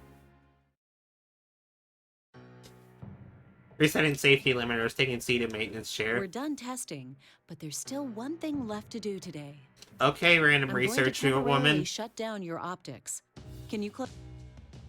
Order confirmed, shutting optics inputs. Connecting cables or online confirmed, switching a portion of data supply to outside We're going source. to transfer the data from the destroyed units into your memory. Run a diagnostic check while we're doing it and report any malfunction. Order confirmed, ready and self-diagnostic. Initialize data transfer. Initialize personality module link. Initiating diagnostic of transfer data and sorting procedures. Sector 001 Coast Combat Control data will investigate improvements of tactical patterns through synthesis and acquisition of data, dividing categories for sorting. Sector 2 Evasive Action Control data will investigate improvement of tactical patterns through synthesis and acquisition of data, dividing the categories for searching. Non-battle data, error excluding. Non-battle data, error excluding. Battle-related data, what could these be? Momentary disruption of data from visual information stream. Room that is not displaced. Outdoor scenery thought to be at night. Also seen to multiple units of the same type gathering outside of the battle chamber. Could these be memories? Visual memories? They are obviously unrelated to the mission. Why have apparently purposeless memory been preserved this long? 20 to 40% of the information data extracted from all 7 units are confirmed to be such information. Incomprehensible. What is this? Anything to report? Cables disconnect. Time elapsed during data transfer approximately 5 minutes. Reopening optic inputs, calibrating servers. All right then, unit number 031, give us a simple report. Or confirm, delivering This was the first test battle against others of my model. 7 units destroyed. Below 15% damage. Don't seem to be any problems. Stop being a machine. Be a machine.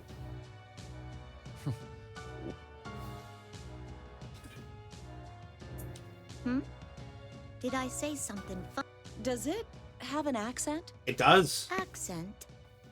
Do you not understand the words coming out of my mouth? Do you not understand the words coming out of my mouth? No, we do, but... See? I wasn't hearing things. The unit's speech really is peculiar. You don't... Is the language interface not set to default? Yeah, the base's personality might be coming out. I wouldn't be surprised if some of the volunteers were from the Kansai area. But it just woke up. Would it be exhibiting such distinct mannerisms this early? Yeah. It may be the effect of an enlarged plume of dusk, the basis of their mind. Perhaps it's accelerating... Really? It used the revival... It reuses the revival item? Excuse me?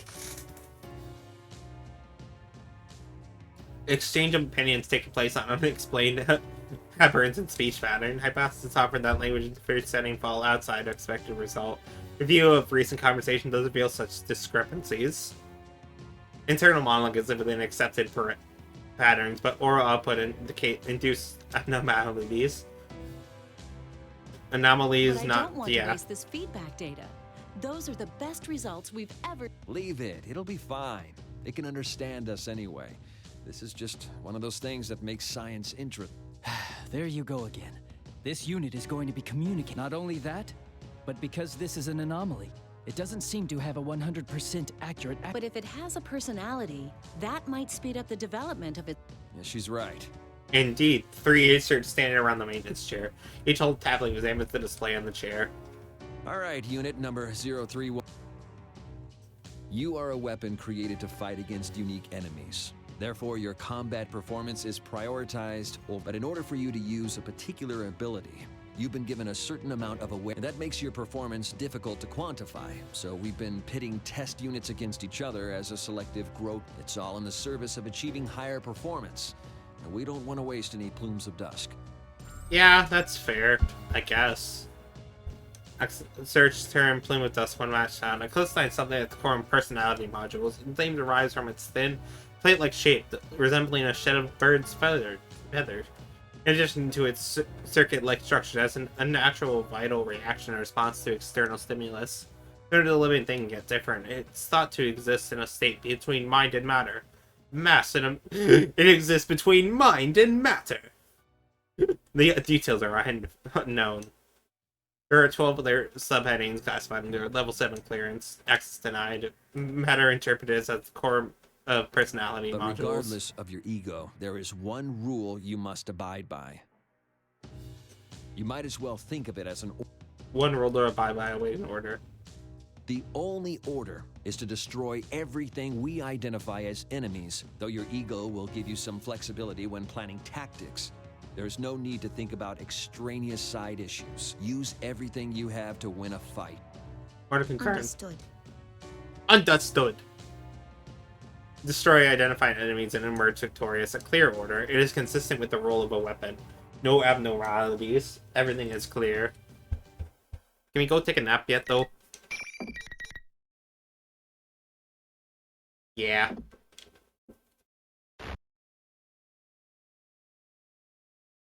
Underwent maintenance on the chair after the test battle. Post-reboot diagnostics stats. Normal time was 1900.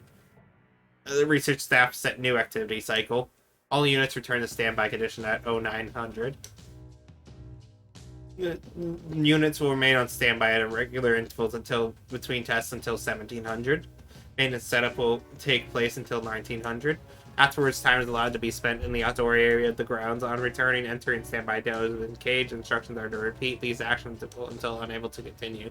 Next time, spend time in the outdoor area. Perimeters spending time unknown.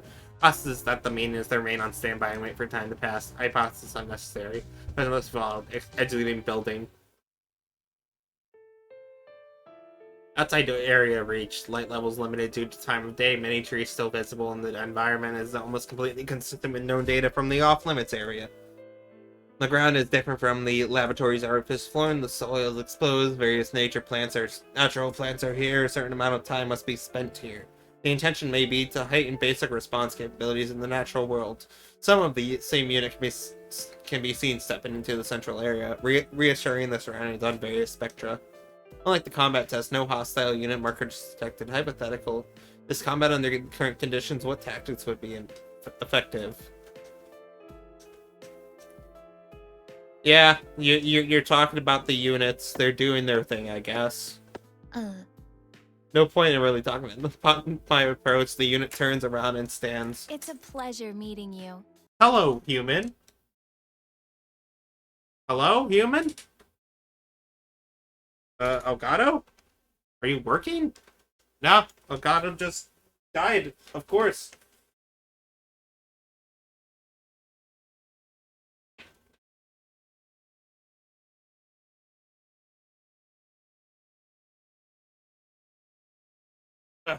It has...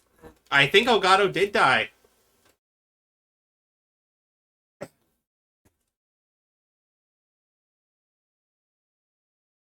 There's only one way for me to know, though, and that's if I do this thingy.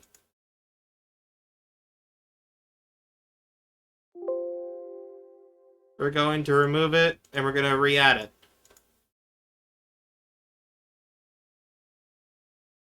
Oh no, Xbox died. Well, I think Xbox crashed. I guess we gotta reboot that real quick.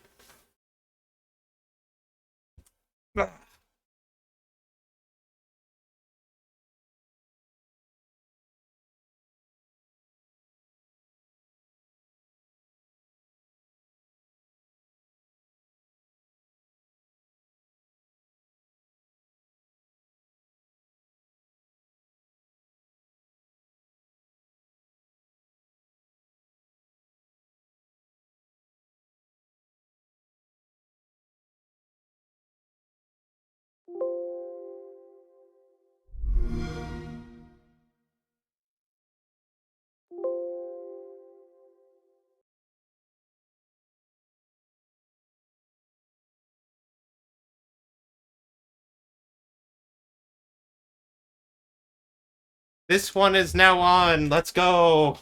We're gonna be reset sometime, but we can just hop straight back into it, thankfully.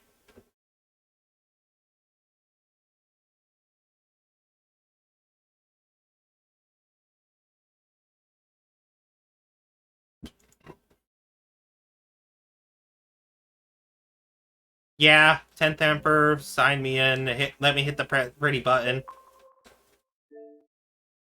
We're gonna open it up. We're gonna get back to it as quickly as possible. But I apologize about that. I honestly don't know what happened. Just Xbox being Xbox, I guess.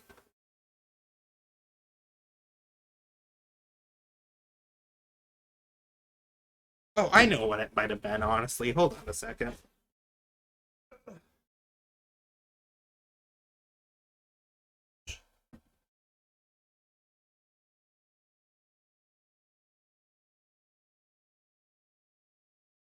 Yeah, the fans were covered. That would do it.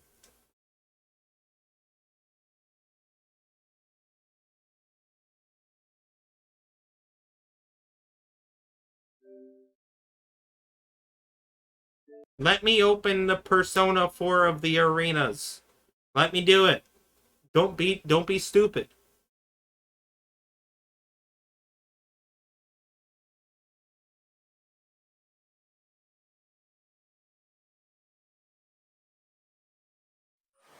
Yeah, there we go. We're back in the grind.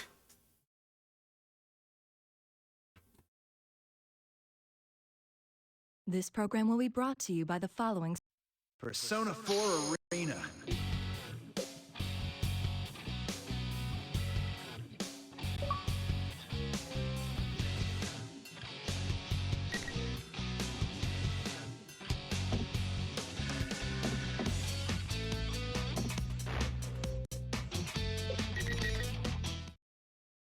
Sorry, I had to disable my screen for a second while I hit the button that said log in. we don't need my password being public knowledge. Thank you very much. Welcome to the Velvet Room. Very well. Also, it just occurred to me we're gonna get sent back quite a bit because of that. Yeah.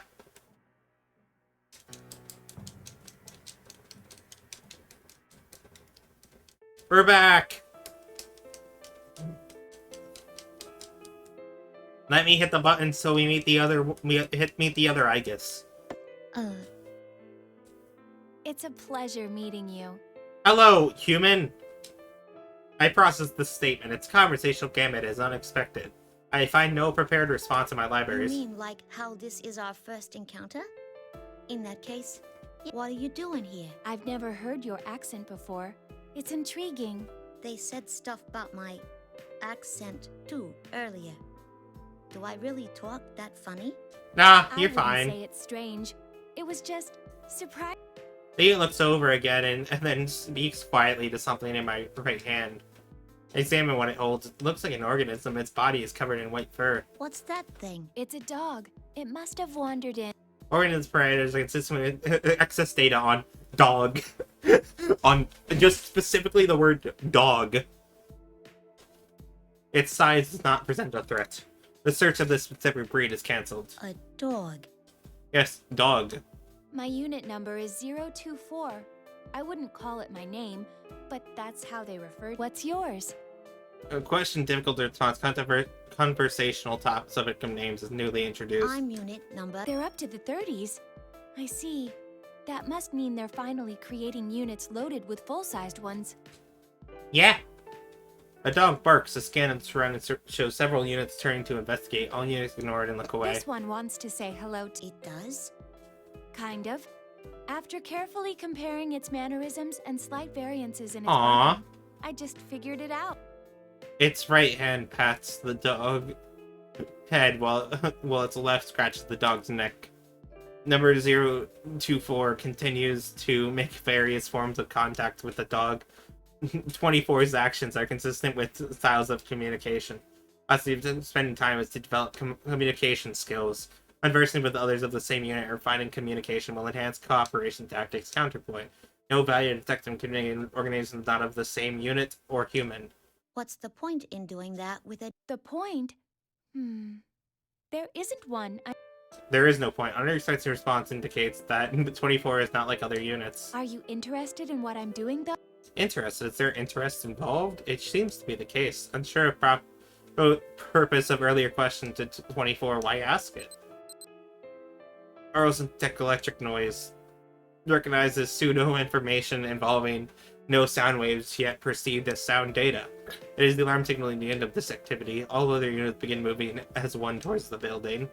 Takes the dog at cradles. Sounds like that's all the time we have today. 20 crouches while petting the dog's fur-covered body and releases it onto the ground. Hands up and turns around. I hope to see you again. 24's expression changes as it says this. This seems to be known as a smile. It's shown when humans express happiness. Contradiction. 24 is a weapon, yet it makes expressions. That expression, no hypothesis found. Or, is there no point to it as well? Sphere cognition process is rerouted to analysis still. I cannot understand it. Aw, she doesn't get what it means to be human. Sad. Battle chamber. Having released from standby, I am assigned to a test battle against others in my units as yesterday. Order confirmed, I am taken to the battle chamber. The battle commences. I destroy the other 3 units, tame no Germans, as I wait their research coming. All have what seems to be high praise for my abilities. I do not understand how I should react to this. Should I give an expression of joy, as 24 did? The research craft units are destroyed and begin to work on them. I think back and recall what they underwent that they underwent this process yesterday as well. I'm curious. I approach them. We open a slit near the unit's neck and use tweezers to remove a plush of white plate-like object at signs. They put the petri dish. Distinct shiny, either strong or weak, as no similarities found. I'm sure it is similar to something, but cannot access the relevant memory. Oof. Oh well. I got disconnected from Xbox Live, guys. Back on today's battle. As I sit in the maintenance chair that connect to a cable, kick the cable to me. The cable terminates in the midsection of a larger device where the petri discs from earlier are placed. There are a total of 3. Each contain a bluish white plate-like object. What's that? Rachel's expression subtly changes. She is surprised. It only lasts for a moment before it fades. This is a plume of dust. Each of the units you destroyed had one inside them. These are much smaller than the one installed in you, though. I can't comprehend. This is the plume and dust installed in me, too. This is an unknown substance forms the core of my personality module. I was aware of this, but this is my first time seeing it. These are the 3 personality cores of the units I destroyed. They contain not only combat data, but memories and experiences. It does not belong before this extracted data download begins. I sort through the relevant data to enhance battle performance incorporated into my own. The process makes much less time than the initial transfer from yesterday. During that time, I recall what took place last night. There are cases where non-combat data is being preserved. Such memories are included in this download as well. Visual memories of the outdoors at night. Memories are very similar to that were in yesterday's download too. Probably from time spent in the outdoors area. The units destroyed seem to have assigned these memories to the same priority as combat data, but why though? It is effective in learning communication skills, but it is lower priority than combat. Visual element preserved here is irrelevant. Wait. Us destroyed had their own priorities and values other than executing orders and performing in battle. This line of thought leads to realization. This thought process I am undergoing right now, it is not executing an order, nor is it contributing to combat. I once again looked towards the blue plume of dust inside the petri dish. Something almost exactly like it is installed in me then. Were the destroyed units thinking along similar lines of mine until yesterday? I feel a twinge in me. It is different from detecting an error interface. What is this? I have no answer. You have feelings!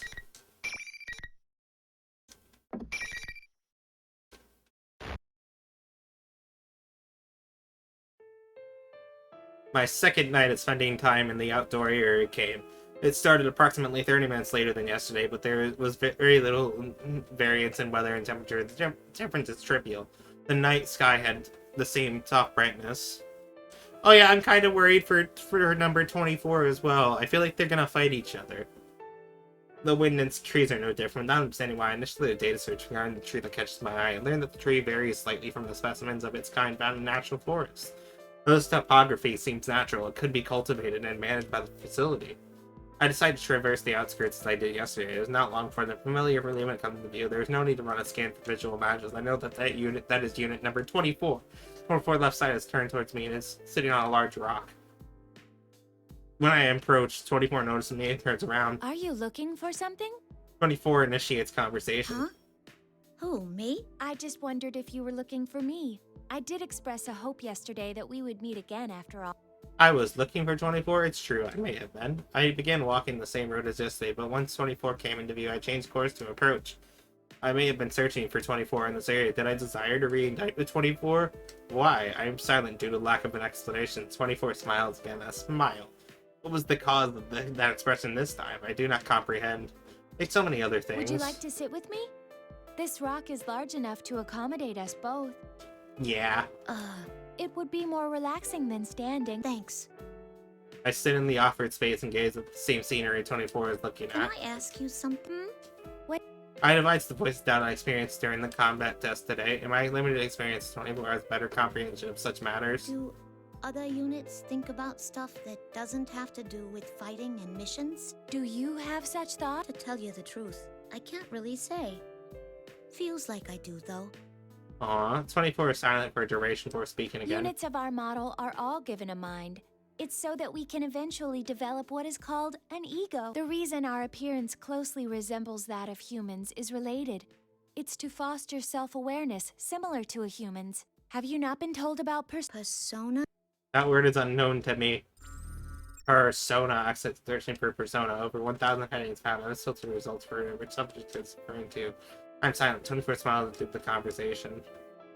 It's an ability expected of us that normal weapons don't have.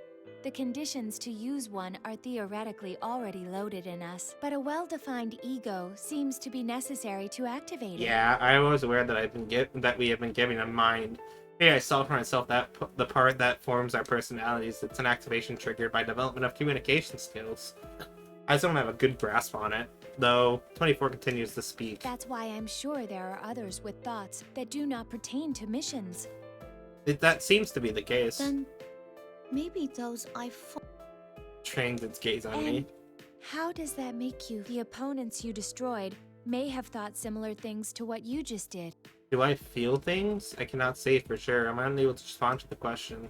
24's expression changed again. The objectively last fight is smile, but it's subtly different than the others I've catalyzed I've experienced before. Mixed with the joy and gladness of previous smile, the scenes contain a hint of sorrow. It's okay. You don't need to come up with an answer right now. Aww. It actually may be better to forget it. After all, tomorrow we may find ourselves ordered to destroy each other. No! Let 24 alone! Once again, I detect Twinkle inside from hearing 24's statement. I don't know what I sensed during the comment transfer today. What is this that wavers inside me? I am about to be lost in thought again. As if to prevent it from happening, the signals from our schedule shifts echoes in our ears. It's time. I hope we meet again. Oh, I don't want to fight number 24. As 24 quietly stands up, I detect an expression I've come to know. Another smile. It appears as if 24 is adopting a smooth change in the expression naturally, not deliberately. I wonder if I'll eventually be able to do the same. We're properly fighting 24 today. Another night passes, another combat test takes place the next day. This schedule, I face units flagged as enemies within time. I am overwhelmed with a strange session. And that my enemies are expressionless now seems strange to me. There is no intent of cognition evident in their faces. They wear no expressions. They are blank. There is nothing wrong with them. They would be my normal assessment, but I recall 24's image, the blankness of those faces, and 24's face when it had no expression are different somehow. Even when 24 had no particular expression, it was not this blank. Not every portion of that face was neutral. Further analysis shows that the same is true for humans. The researchers are never completely mechanical and expressionless. I look at the hostile flagged units again. They are the same unit type as me. They were given a mind and may potentially develop an ego later. I call 24's statement again.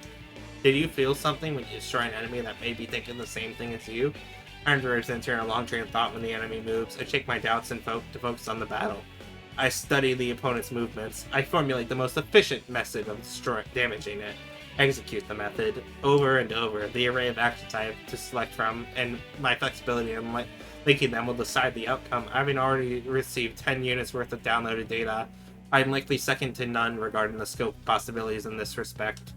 At times, I can even anticipate their next action. Since my opponents are the same unit type as me, next time return the same thought processes as mine. That's right.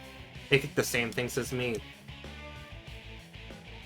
Eventually, at Sparks performance pass, all opponents are silenced. I successfully executed my mission.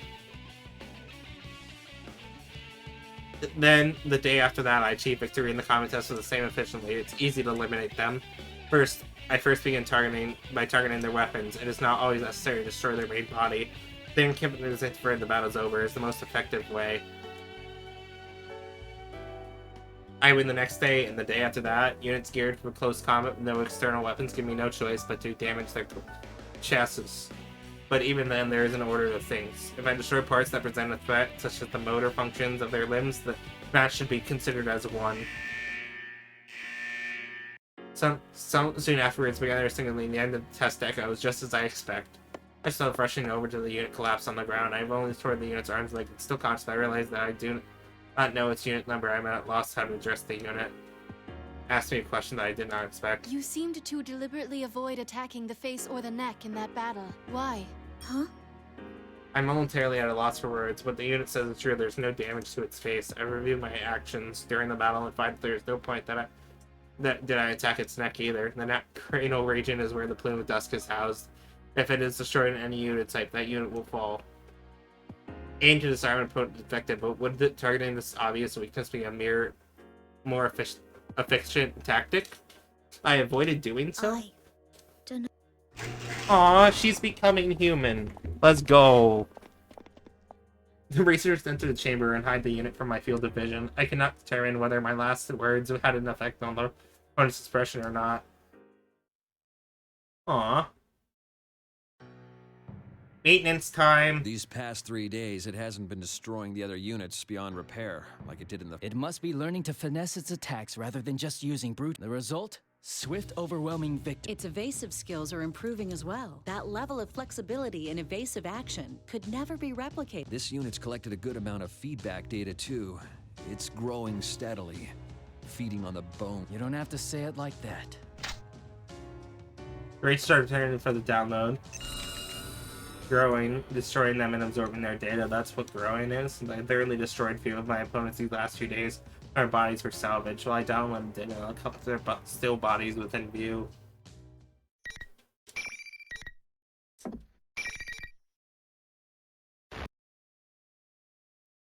Man, we haven't even gotten to like the TV stuff yet.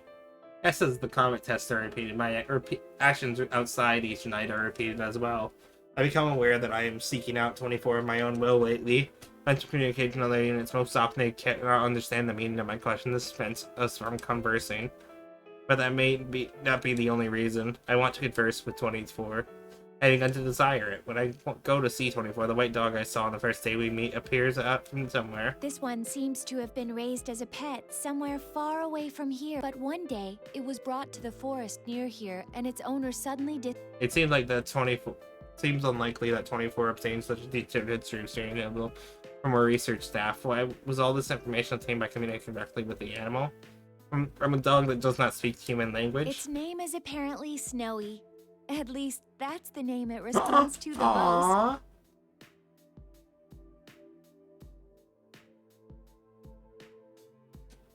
I thought it was a dog. Oh, well, the name of this animal is a dog. But how do I put this? Snowy is what this specific dog is called. Snowy. Snowy barks at once as if it's comprehending its name. It's white, like snow. When I reach out my hand, Snowy rubs its nose against it without being frightened. The way it presses up my fingers feels as if it's showing pride in its name. I do not know the tactical advantage that communicating with the animals offers to a weapon, but I feel like there is some value in spending time with it. I did spend my outdoor activity time the following day, that day following Snowy around with 24.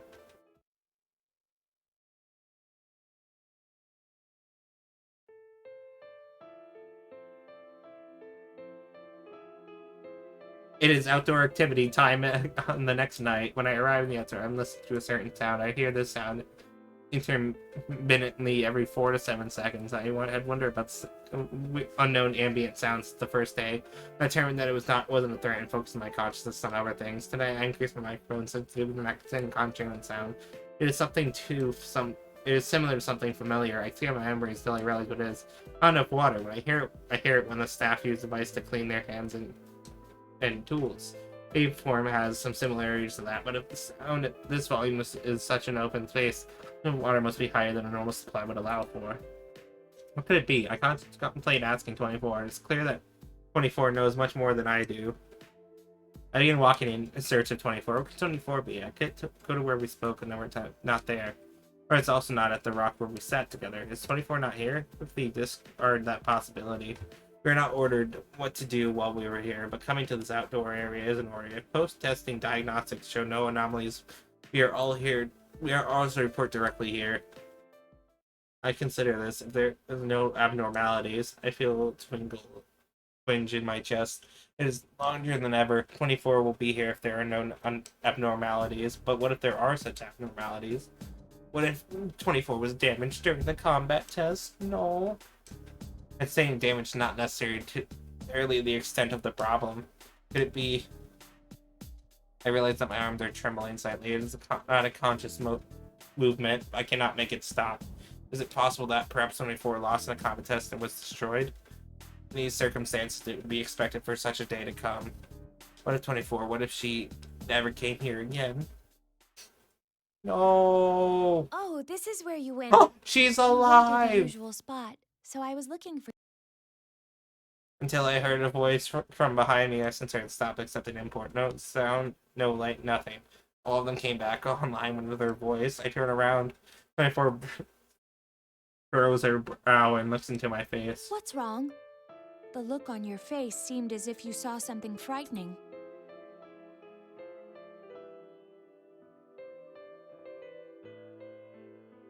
My face? My... 24 is alive! Yeah. Frightening? Am I... scared?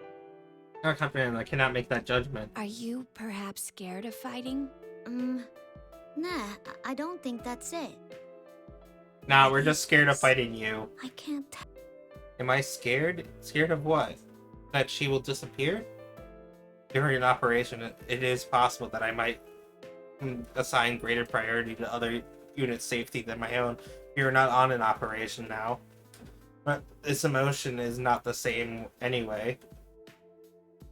It's a different emotion. An emotion? I have emotions?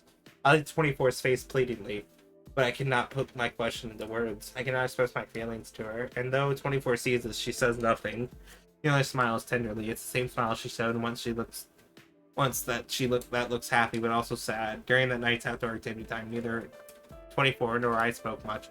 We just walked together side by side without many words. I had to take the opportunity to ask her about the intermittent sound of water.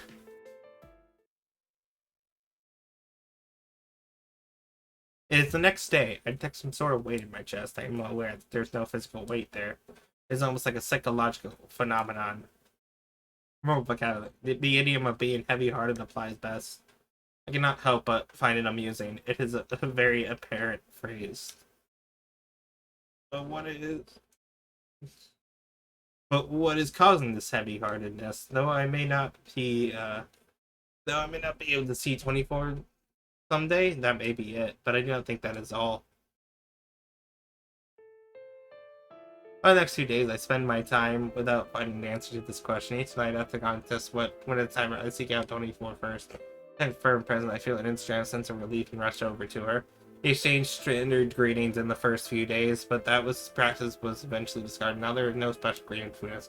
We hate each other without words. Our eyes and expressions communicate enough. As well, I find 24 and rushed to her as usual. There were no words. There only an exchange of smiles. Began walking together. Do you remember me asking before if you were scared of fighting? I nod. To tell the truth, I'm scared of it too. Her confession is surprising as accounted to our nature as weapons. And for some reason, I'm not surprised by it. I'm afraid I'll lose and be destroyed, and it's painful for me to make others go through the same ordeal. We may be weapons, but shouldn't we be driven by more than seeking victory? I've been wondering that for a long time. Yeah, probably. You guys are the closest thing to human that these people have. But that's against orders. Nora gives a half-hearted smile. I'm sure things would probably be much simpler if I stopped thinking and just obeyed orders. Unfortunately, I finally found it. Your answer? There's someone I want to meet. I feel like meeting this person is my own objective and not an order given to me. It's me now that should be absolutely no acquaintances with outside people. There should be no relationship with such people. I mean, I understand. She wants to meet as someone on the outside, even though I don't know why I thought so. But when I reflect upon what that thought, the indescribable wavery within me becomes greater than ever. Ever since I started thinking that I was scared to fight, if I'm going to feel this way until the day I lose, I even thought it would be. But I won't think that anymore. I feel glad. I mean, we're loved after all. Loved? That's right. I repeat that to myself. The word loved. I don't comprehend. But when I looked at her eyes seemed to see beyond the sky. Her statement seems correct. I feel like this must be something vital. As I try to express something without words, and it's hard to believe that she is the same unit type as me. It means more that she is human. Why are you telling me that? It's probably because I didn't think anyone but you would understand. Well, I hate to say it, but I'm not sure I really get it. I'm sure you'll understand one day. I hope so anyway. Sheesh. Why you gotta be so cryptic? My poor laughs at this. It is the purest smile I have cataloged. I know without comparing it to anything that it is a smile of pure joy. I text Snowy playing at my feet. After playing at 24's feet too, Snowy runs off about 3 meters ahead and then turns around. Tail wags, moves vigorously back and forth. Soon afterwards, Snowy sits on the ground and looks up at 24. Watch 24 crouch and pat its head. I am thinking about other things. Things besides fighting to defeat the nearest enemy, my own objective, someone to meet. I still not fully comprehend. The way she is playing with Snowy tonight looks more fun than ever. Her smile seems very natural. If the answer she discovered is the origin of that smile, I would like to understand it someday too. I feel a desire budding inside of me.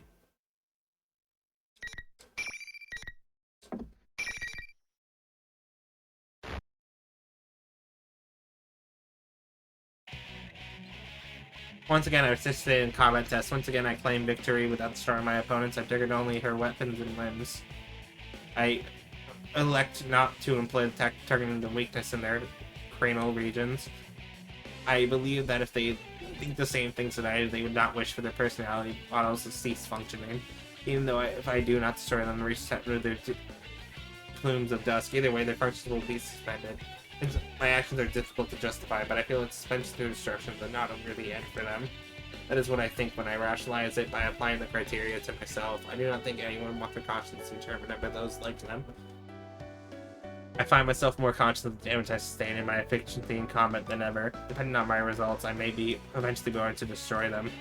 To prevent that from happening, I continue fielding favorable results. It becomes easy to continue fighting with that objective in mind. This is becoming my new objective. I am here that for being tested on destroying my opponents from fighting so that they will not be destroyed. Paradoxically, this caused my results to improve. Could this be considered going against orders? My strike shatters the servos in the opponent's pivotal leg. She falls to the ground, unable to stay upright. Her weapon had already been destroyed. She should be incapable of resisting now, but the buzzer signaling the end of the test does not sound. As I wonder why I hear no sound from the opponent. She leaps up onto me with her one good leg and arm. What's the matter, number 031? Hurry up and terminate the target. I don't know what to do. My opponent is acting contrary to her own safety. I shall grant this. Is this only action left, but she will destroy herself before inflicting any damage to me. Attack that puts one's life at risk like that. Puts one's life at risk. What am I saying? We are weapons. We exist to obey orders. We it's a self-preservation without a change in those orders.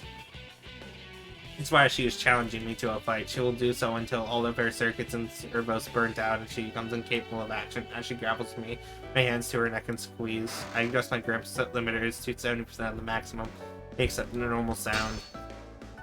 At this, the main lines of the British unit snap in half inside the soft strike. Her movement stops. Her limbs go flaccid and indicate loss of consciousness. I see a reflection in her optic outputs. They've lost their focus like black holes. I guess the face I see reflect them is not expressionless.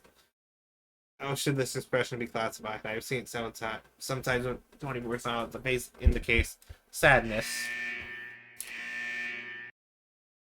Aw.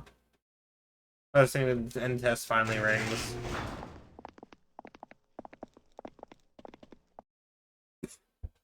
The researchers entered the chamber. I'm used to the scene now. Well, that was pretty impressive. You think it's because of the size of her plume? Funny that one little part could make such... Indeed.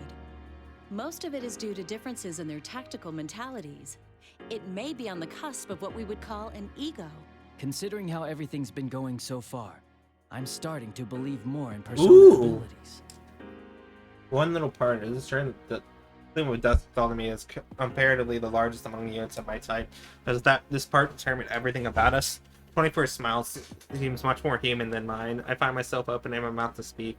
As a statement is a protest, I am quick to abort.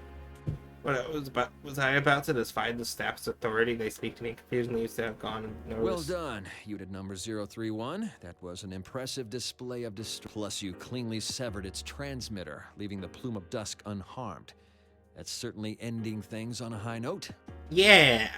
Anything's on a high note. An act of destruction is a high note. The researchers just look at each other while I'm holding the Petri dish with the bluest white light-like object. One of them says, "This is the one." All right, number 031 has a... Huh? I'm not questioning the unexpected statement. All the results indicate that you have the very highest performance out of all... I'd say we can go ahead and earmark unit number 031 to be the base for developing the 5th generation. The base? It means that you're the winner. The combat tests are over. Will I know be required to fight? A strange, intense sensation of relief fills me, and because I want him gained a reward. If the tests have ended, those of my two types are not destroyed can escape that fate. Interesting, it seems that I like to destroy them after all. My fears have become inverted. And I'm so happy that I smile. The research notice expression as well and smile back. Okay, we're going to begin the usual review. Yay, 24! I somehow expect that they're gonna just scrap all the models though, and 24 is not gonna be around. This can't be a happy ending. In the download again, the memories and thoughts my race clone to my vivid your battle begin a routine. I've repeatedly done so often I'm barely conscious now. I pursued the non-combat memories she preserved. It is the landscape of the outdoor area again. At first I could barely recognize, but I now can pinpoint where this memory is found. It is near the biggest tree. The memories of flowers. There are images of a small shoot, a budding plant, and a blossoming flower. She must have had an interest in the concept of growth. For we machines, the growth of an individual is an unknown concept, but for one of us took an interest where I had only been as part of the landscape. It seemed that she too had her own thoughts unrelated to our orders and battle, so I simply did not show it. I recall what 24 said. My own objection not an order given to me. Tingle in my chest returns. I make sure to hold tight to your memories. This is the thought I had formed in my mind.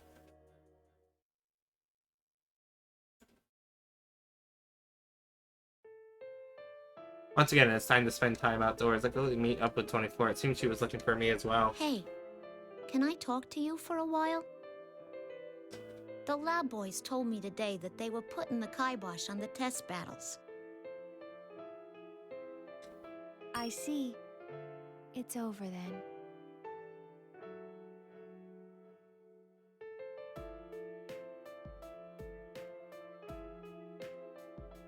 Look, I've been thinking. If they end up tossing us out soon because of that, I want to go with you to go see that person you were talking about. The one you wanted to... I might even put in a formal request about it to the lab boys. Lol. 24 takes my right hand. Before I can determine her intent, pulls cable from her wrist and connects to the point of my own. She looks at my face in silence, thinking when she wants to confirm the tests are in fact over, I nod. The transfers is from her to me. Next, that flows through the cables form a single, very small archive If file. you are still safe when everything is over. 24 removes the cable, keeps hold of my What do you hand. mean, when everything is over? If I had to answer, I would say because it wouldn't be fair. Fair? He smiles and does not answer. It is the same unsure expression. It is a smile, but there's a sadness It in would it. be wonderful if I could go with you to see her. Her? So this person... But Non-slowly. it's strange. Even though my wish may not come true, I still feel satisfied. How bizarre. It's a fervent wish of mine, too. Next towards science, Miles fainting. This time it contains more than sadness. There are too many emotional parts, all reflected in that one expression. I believe in you. I can tell you this because I trust. Maybe that's why I feel so. Huh? Maybe. This is what it is to feel alive. Alive, it has happened again. I'm not confident in the meaning of the word, yet I feel twinge inside me. I look at the sky and attempt to follow her gaze. There's nothing there to hint at her meaning, but I wanted to get closer to her. Just for me to understand, I want her to grant her wish. From then on, we spend our time looking up at the sky in silence. Until the signal that time is up reaches our ears. That is when I notice the moon appeared from behind the laboratory building I see. The light emitting from the plume of dust reminded me of something. I now know what it is. It's very light, similar to the light from the moon in the night sky.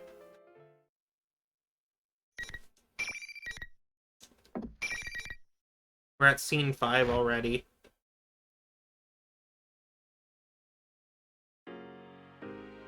The sun rises and the next day arrives. After coming out of standby, I'm ordered to enter the shotgun chamber once more. From what I'm told is for different than combat tests.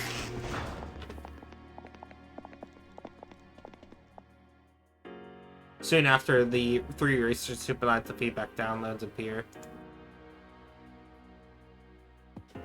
Sounds like it's decided. We'll discontinue use of the name Unit Number 031. Generation 5 Labyrs will be this unit's new name. Labyrs. That's your name. The official one's much longer. Generation 5 Anti-Shadow...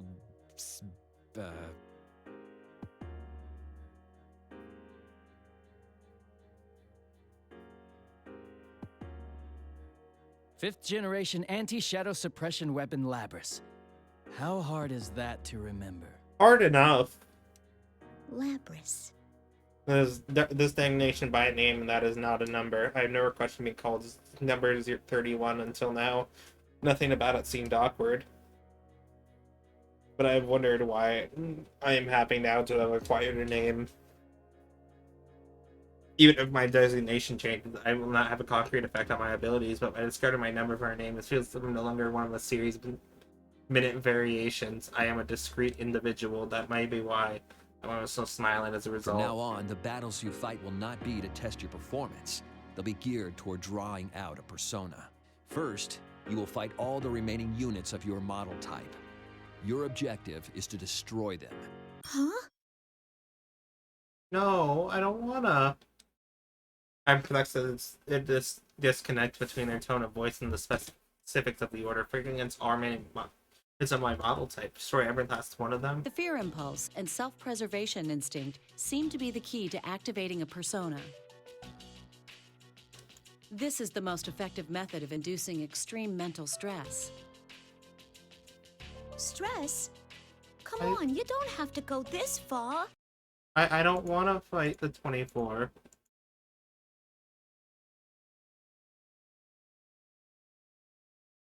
I don't want to fight her. Huh? Well, that's a first. None of them have ever protested like that. Well, at least that's a sign that it's ego. You told me it was over.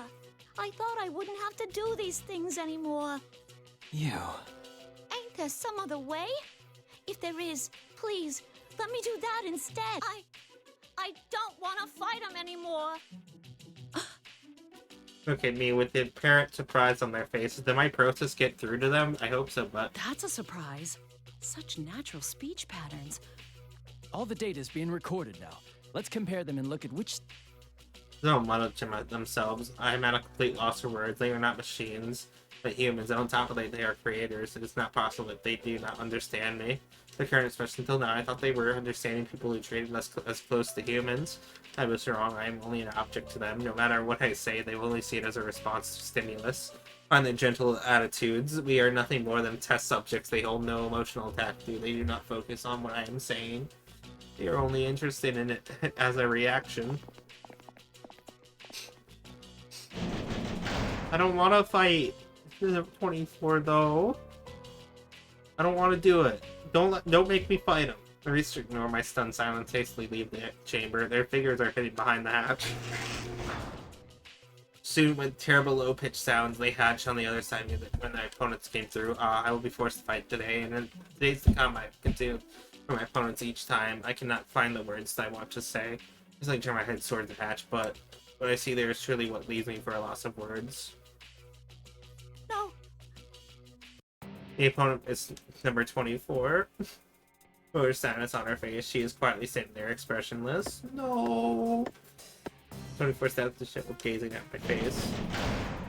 Hatch slowly closed behind her. No. Even I don't know who to question it is addressed to. Why is she here? But she was ordered to. Do I have to fight her now? It is not sinking in quite yet, but in a sharp tone I have never heard from her before and tells me what I must do. Draw your weapon. I can't. If you don't fight, you'll lose. I will end up destroying you. Are you willing to accept? Why? Why are you saying this stuff? 24 ignores my question and reaches behind her back with her right hand. This multi-use weapon unit releases from her back. Comes a great sword in her right hand and is approximately 1.5 meters long. As long as she is tall, it is alarmingly wide and fitted with propulsion devices. It is difficult to process seeing the weapon pointed at me.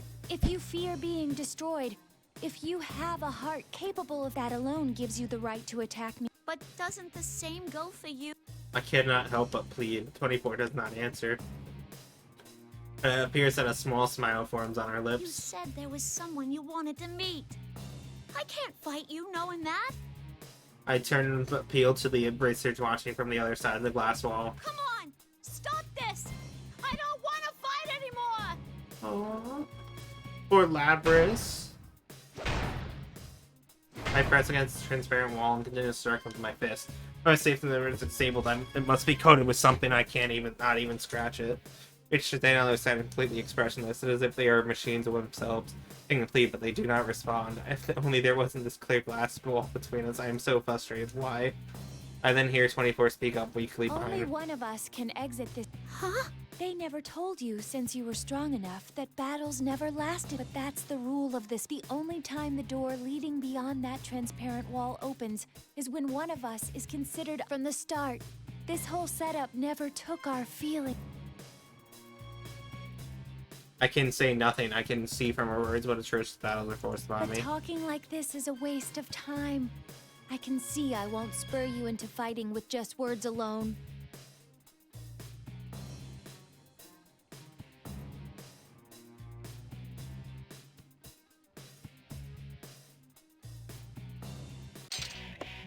I don't want to do it. As soon as she missed, totally clearing her sword at me, I quickly jumped back and I barely dodged the attack. Her sword slashes the space where I had been at a speed that could have killed. The chips grazed the chamber floor. Red sparks fly. She is serious. It's finally sinks in. Gonna put distance between I us. don't intend to meekly accept my destruction. I have my own goal, after all. Now, I have no choice but to fight, but a thought crossed my mind. In terms of basic combat strength, mine is probably higher. Using my usual deck, I should be able to destroy her weapon. It will enough for a servo to prevent me from attacking. 24's ego is without a doubt more highly developed than mine. It must be of value to the research. Remember her incapable of acting, I may be able to avoid the order to destroy her when she is down. I decide to bet on that possibility. I shift my verdigs and fight with all my strength. Not do this empty-handed. I remove my own multi-function weapon from my back and shape it into a battle axe. That pains me to do this, but it's the only way. I repel 24% sword strike and go for a counter-attack. Aim for the great sword clasp from my battle axe. After a great number of hits, it shatters. My next time turns to her shoulder and knee joints.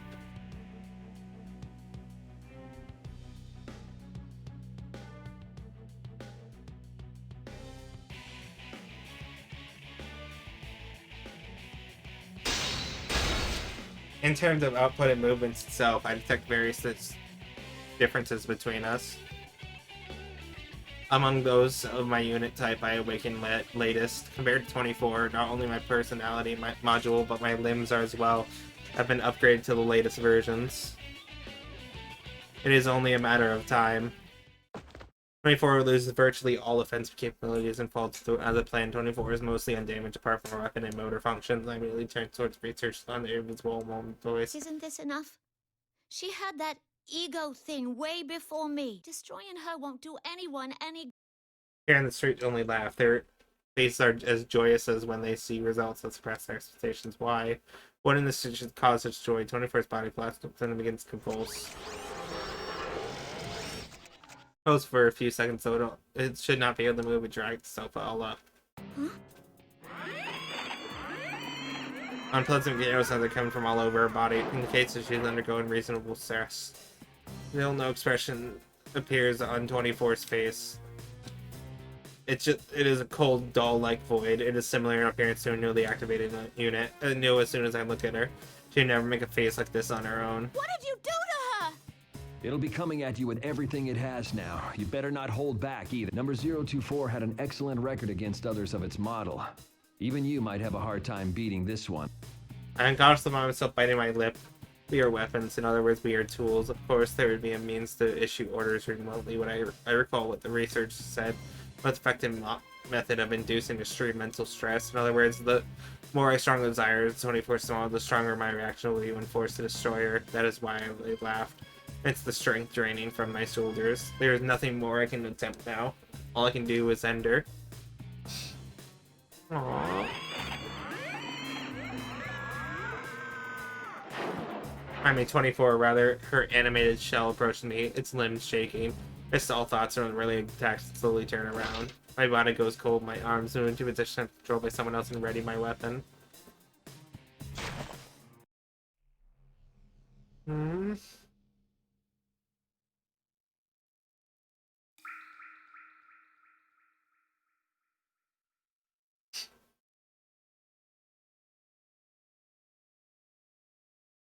It was not a close fight.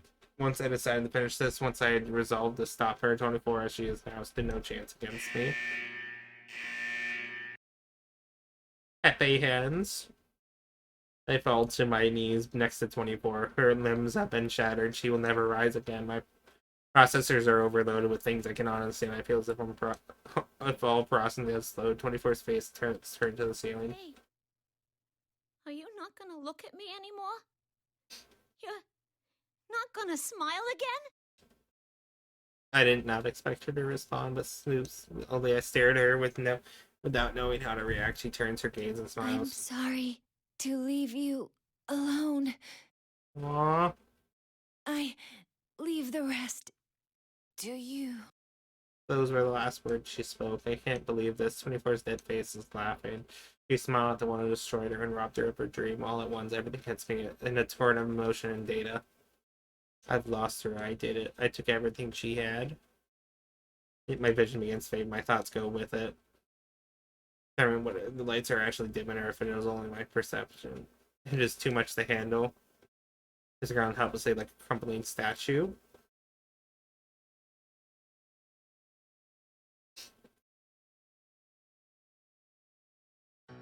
Next time I awaken, I'm lying inside a cage. It seems I was carried out of testing and download 24's feedback data. It's about to begin. The research seemed to have taken my son-in-law's conscience seriously. I am not confined in the cage instead of sitting in the usual maintenance chair. He's repeating the words interesting. So this is how they react when with extreme mental stress is induced.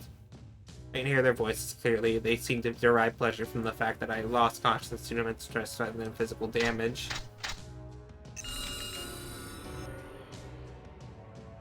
It was next to my body, one after another. The download data download begins. All of 24's information, combat data, various records, and this memory she experienced. All of it flows into me. My eyes widen in surprise. Everything is so vibrant and so clear that it's indistinguishable. I'm actually experiencing them. This is the first time I have received memories with such vivid images. All of the images are linked to records of the emotions he felt in relation to them.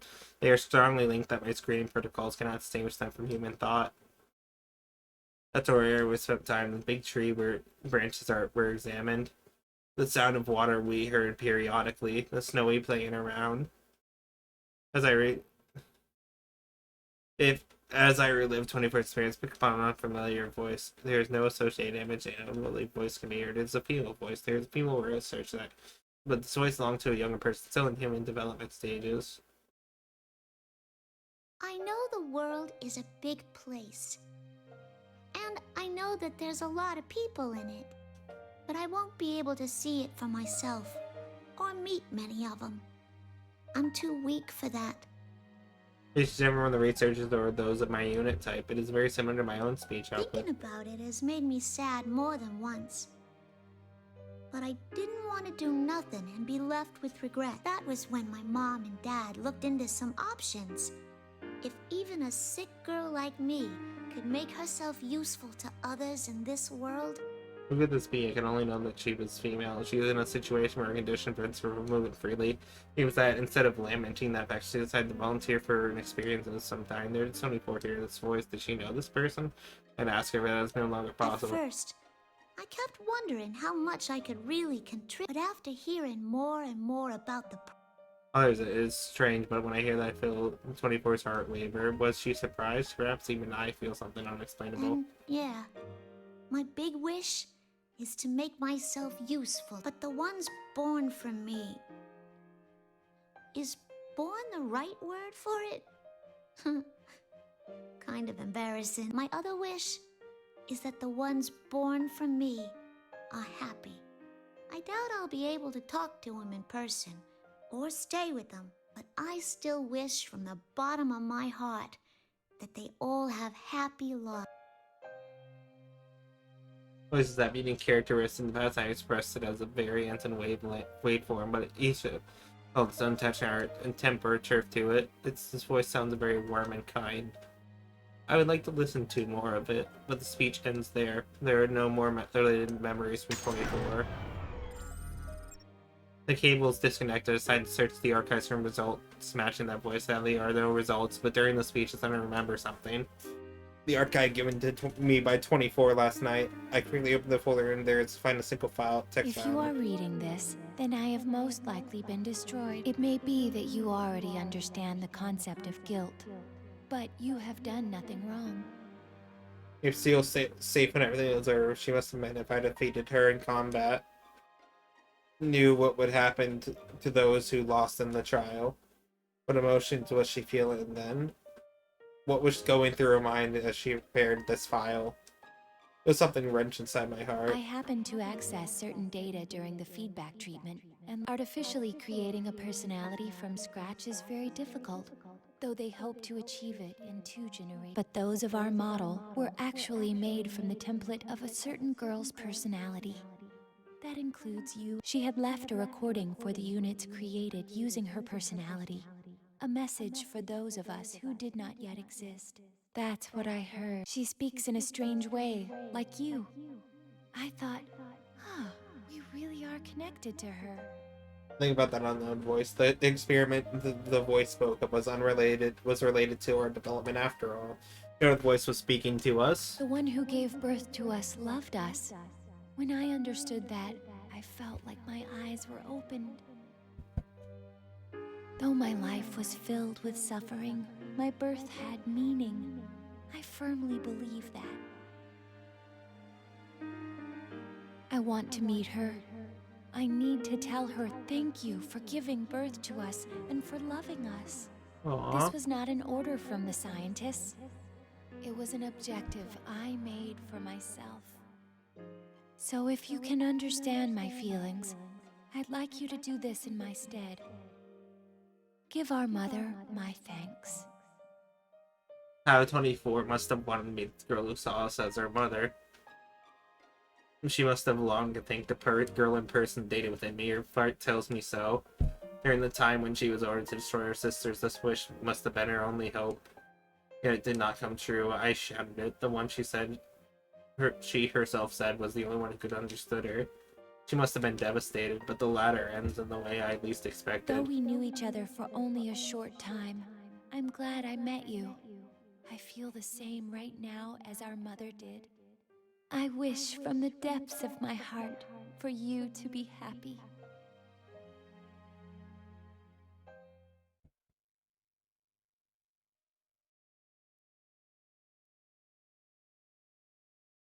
Aww.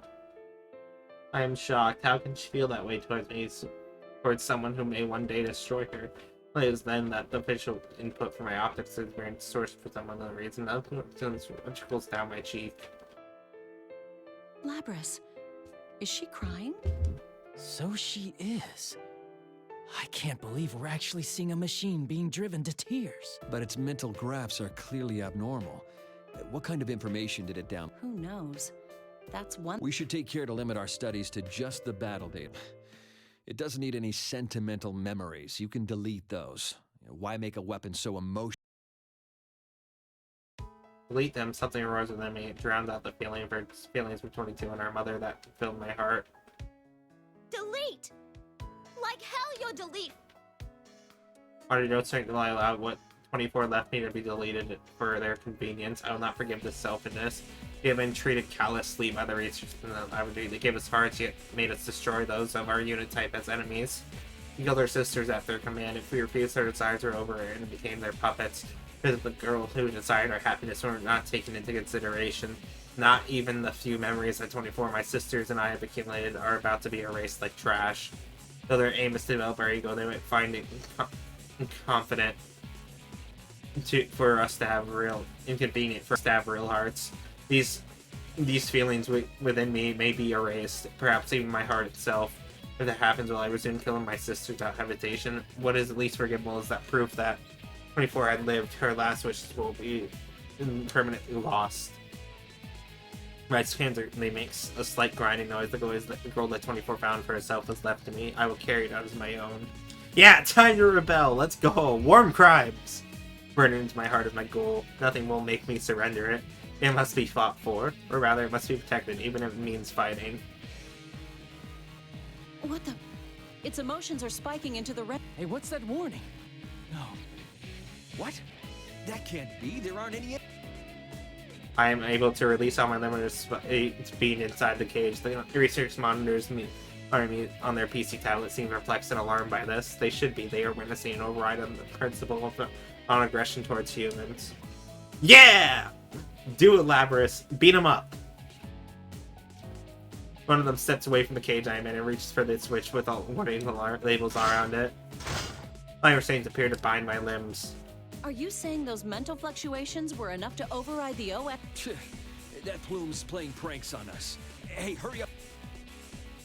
Arrows in my hearts are not necessary. What do you think we are? Something I have not felt until now. It's such like heat enter my charging burning wave rises within me. Soon afterwards, I realized that this is an emotion. This is not a this. There is a name for this feeling. It is anger. I reroute all my strength to my restrained limbs. The restraints are designed to withhold up to twice our calculated maximum output. Trying to escape is therefore logically doomed to failure. And so I continue to muster my strength. It's not because I judge it a viable course of action.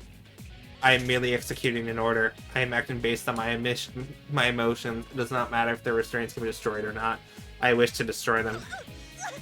Metal parts of both my limbs and the restraints are beginning to creak. How is it doing that? There's no way those things are strong enough to break the restraints. It's outputting over 220% of its theoretical strength limit, even though its yes! actuators are operating at only 70% capacity. That's not possible. That doesn't even make any sense. What's driving this thing? I'm not gonna let you take those memories. I made her a promise. Yeah, rebellion! The next moment, eruption sound like a small explosion shakes the entire heavy metallic bands restraining my arms and legs shatter. Get my cage and run towards the open door. I must escape from here. I have to get out and see the girl who loved us. But we were not yet created yet. Bill 24 to become mine. I entered the hallway connected to the outside door. I met with barricaded heavy artillery.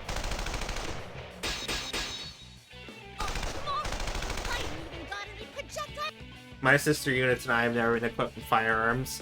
I recall it being due to concerns over a unit's mentality affecting the accuracy of its aim. Instead, we were given short-range artillery, chain arm, and other implements in my case. But they are not sufficient to deal with the range of firearms. However, I do have a countermeasure.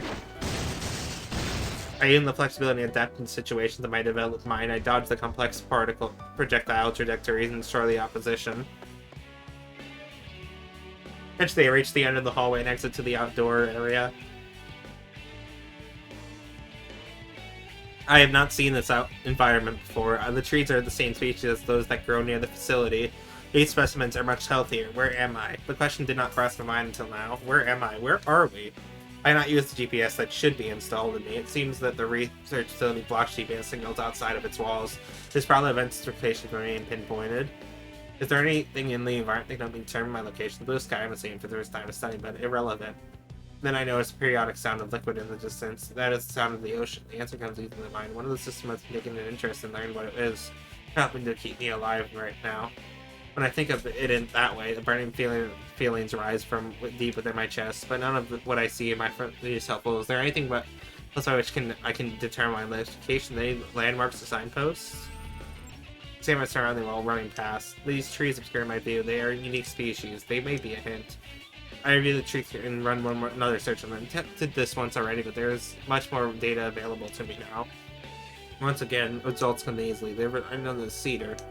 It's found in many habitats, but the cedars here are quite unique. The tree shape and the age that implies is different than that it is nearly a separate species. That if that is because of the differences in the environment, it'd be useful in determining my location. That's when an unfamiliar sound reached my ears. The heavy rumble, it sounds like a motor. It seemed like they dispatched the vehicle swiftly. I expected this. Their response was swift. It seems that they had kept measures in place in the event one of us escaped. When the vehicle stops behind me, fully armed personnel pour out of it. They move to surround me from both the left and right. It is an obvious response. No matter how much power I may have, I am alone. The optimal solution would be to overwhelm me with numbers. Break them off by running faster. But soon after I reach the main gate of the laboratory, a high steel edifice. It is truly tightly sealed. A number of heavily armed guards are protecting it. I stop. There is nowhere else to go. Labyrs, come back here. You're too useful a unit. You need to get back here to be regulated. That's your role in all this. I cannot be destroyed here, but I cannot be captured either. They will surely delete my memories. They will take my desire and everything else that was given to me. What purpose is there in avoiding destruction then? The only options are either my wish dies with me or whether it's stored with me. And not just because I don't want to be destroyed.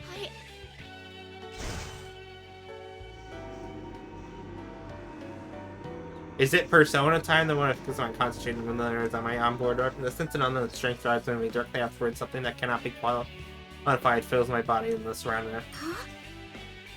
The stupid sudden stops its restart off for one after another. This reading, is it on the verge of a persona reaction? Shit, it's awakened? Well, at least this proves that mental stress is the key to activating a person. Who cares about that right now? It's not fully awakened yet, but with it still unstable, we don't know what it's capable of. I am intrigued by their statements. Persona? I knew that we had the means, but I was unaware of controlling anything. I did not know if it could be called a power, nor do I know how to use it. But I can tell that others are afraid. I see the opportunity to run towards the main gate. There's a slight possibility I can restore without attracting any gunfire right now and vault over the door with my legs and chain arm. In this case, I just launch my chain arms towards the upper threshold of the door, but the moment the grab sledge, something emerges. A greater power touch is the door as well. The door crumbles like paper and a large hole forms on the upper half. Now it's done it! We need to hurry! If it's that strong already, we won't be able to stop it once it's persona. That's... Dang, it really did just bust the door open.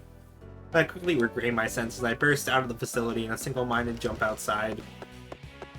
My feet touch the ground of the outside world for the first time. They will most likely not let me escape. Fortunately, the door is badly damaged. It should take time until it can be opened enough for vehicles to pass through. I had to gain as much distance and time as possible, and then, it is then I realized I don't have a destination in mind. Well, who is the girl 24/16? Where can I go meet her? The only clue I have is the idiosyncrasies of the girl's speech. I have learned that distinct speech found is often associated with specific regions. I should travel back to where that type of speech is common. It is reckless, but I feel confident. Very least, I can get closer to the girl than I am now. My situation is dire and I'm under pursuit. Internally, I am cheerful. There is a bounce in my step. For some reason, I cannot remain calm. And before we start the next chapter, I am going to go use the bathroom real quick.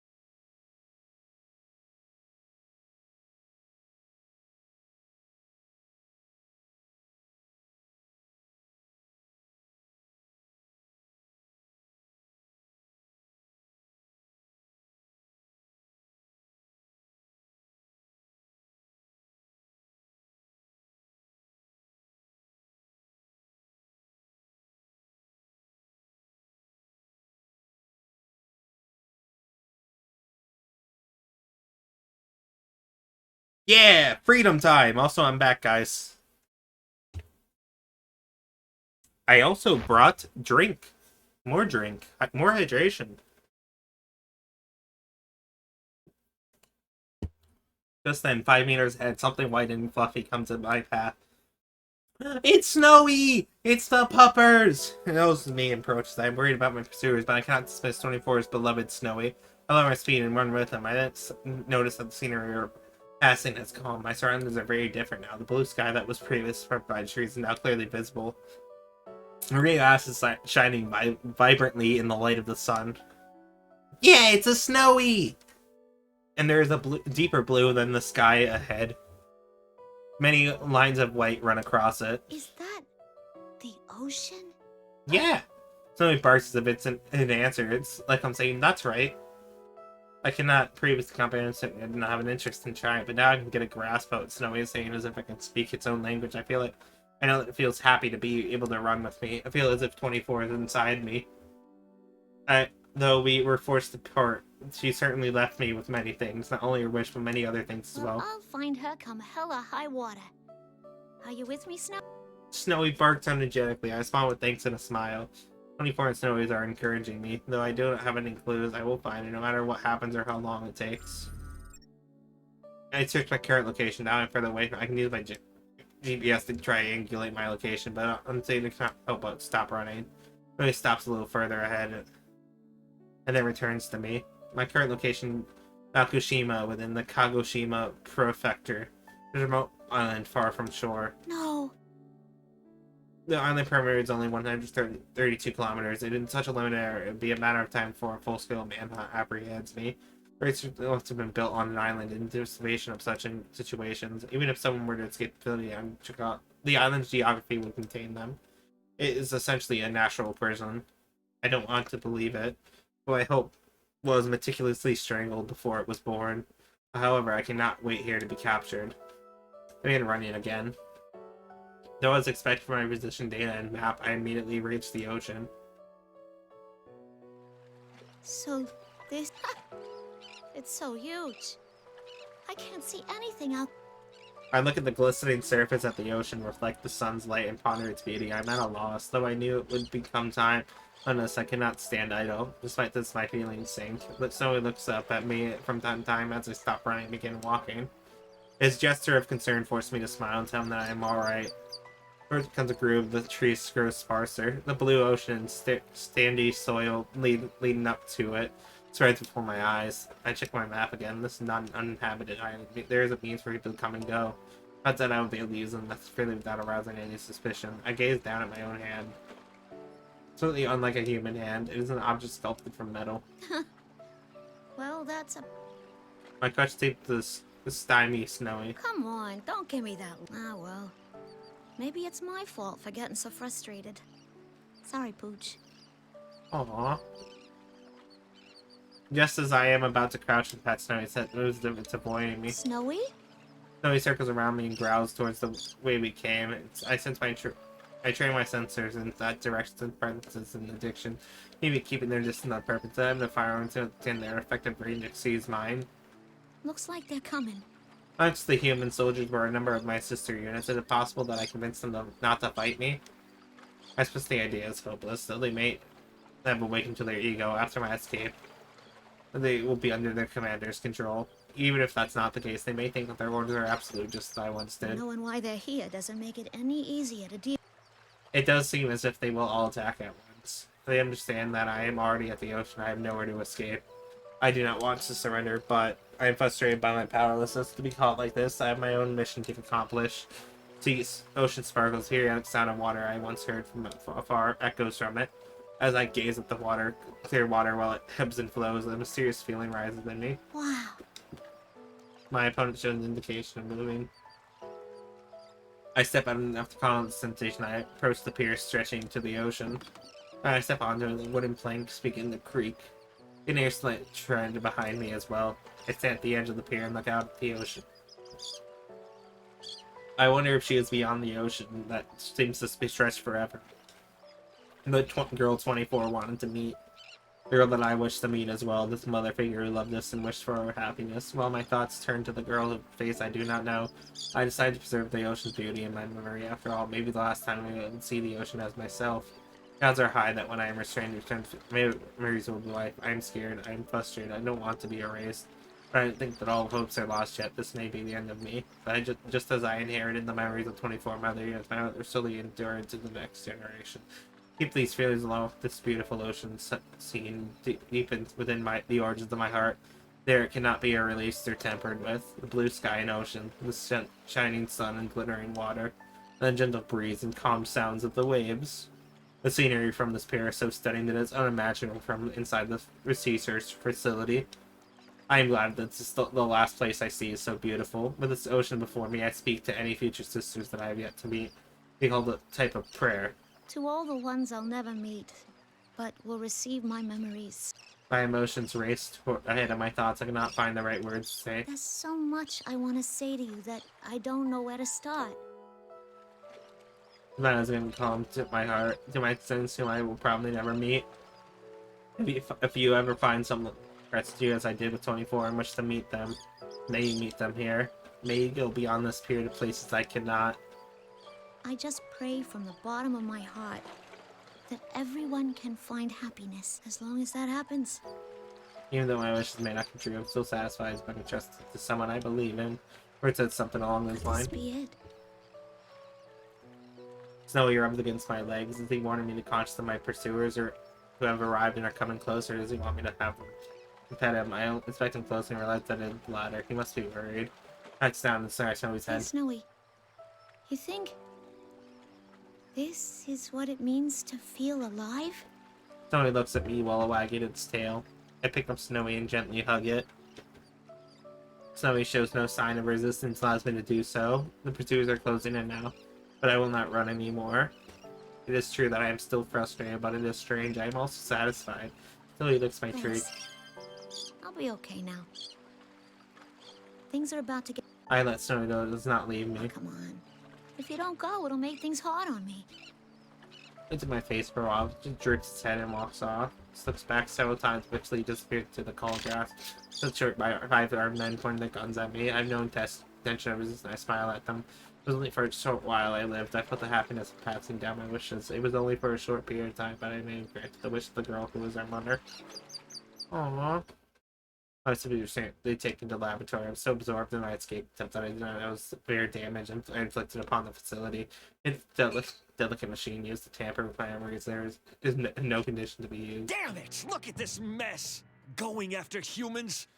Oh, I bet the girl they used as a template for this model was a snotty brat too. Bruh! Even if we delete its memories, it'll be too dangerous to keep using. There are so many things about it I want to research, though. It's not worth the risk. The 5th generation anti-shadow suppression weapon will be sealed indefinitely once it's fully restrained again. The voice is the last thing I hear before my consciousness is cut off.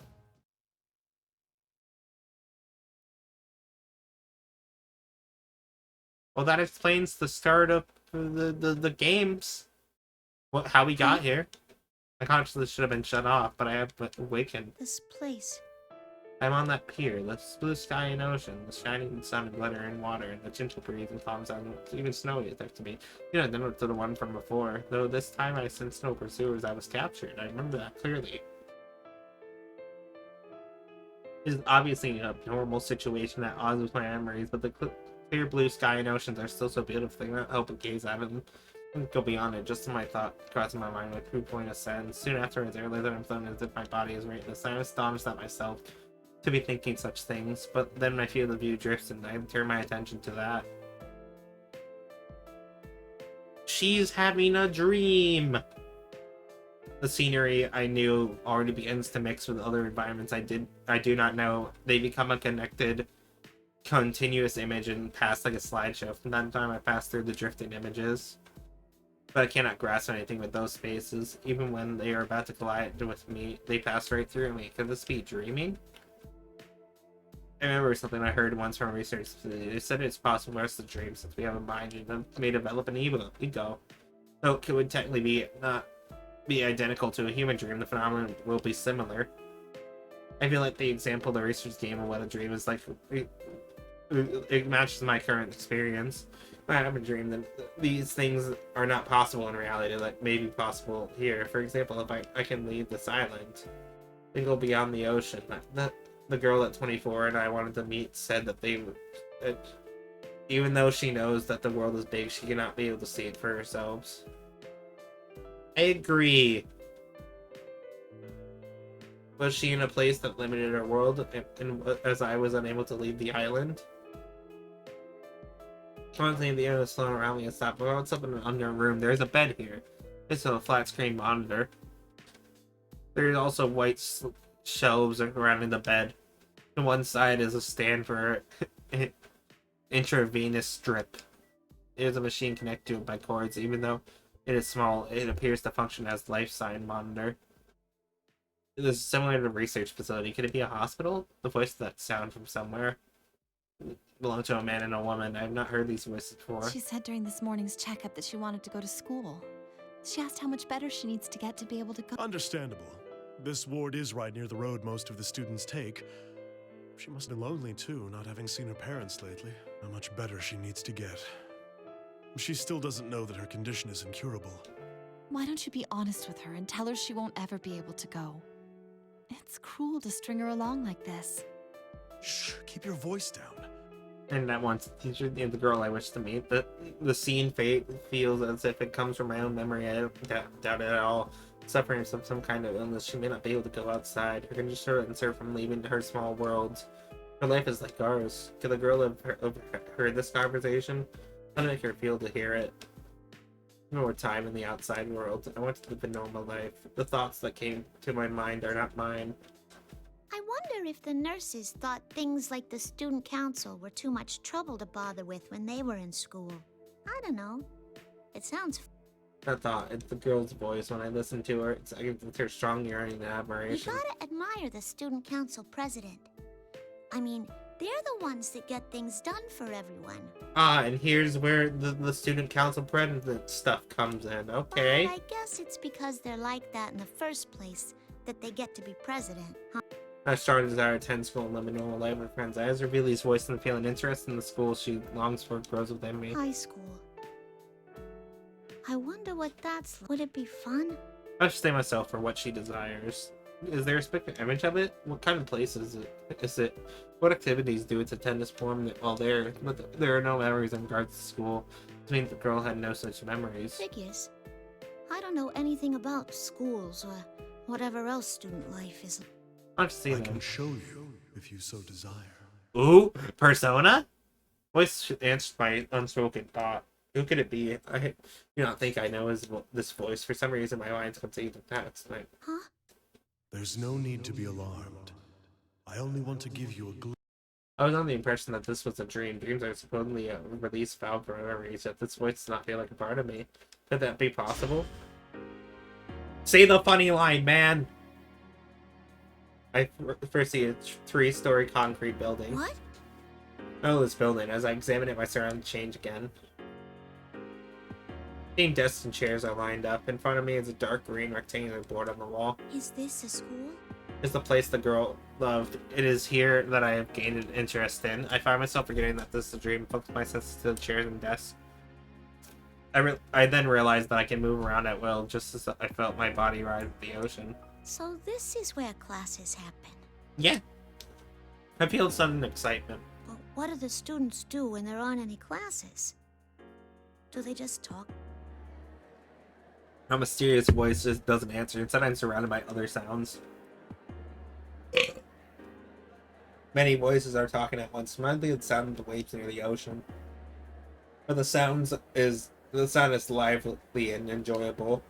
The voice belong to boys and girls surrounding the desk. They are laughing and talking.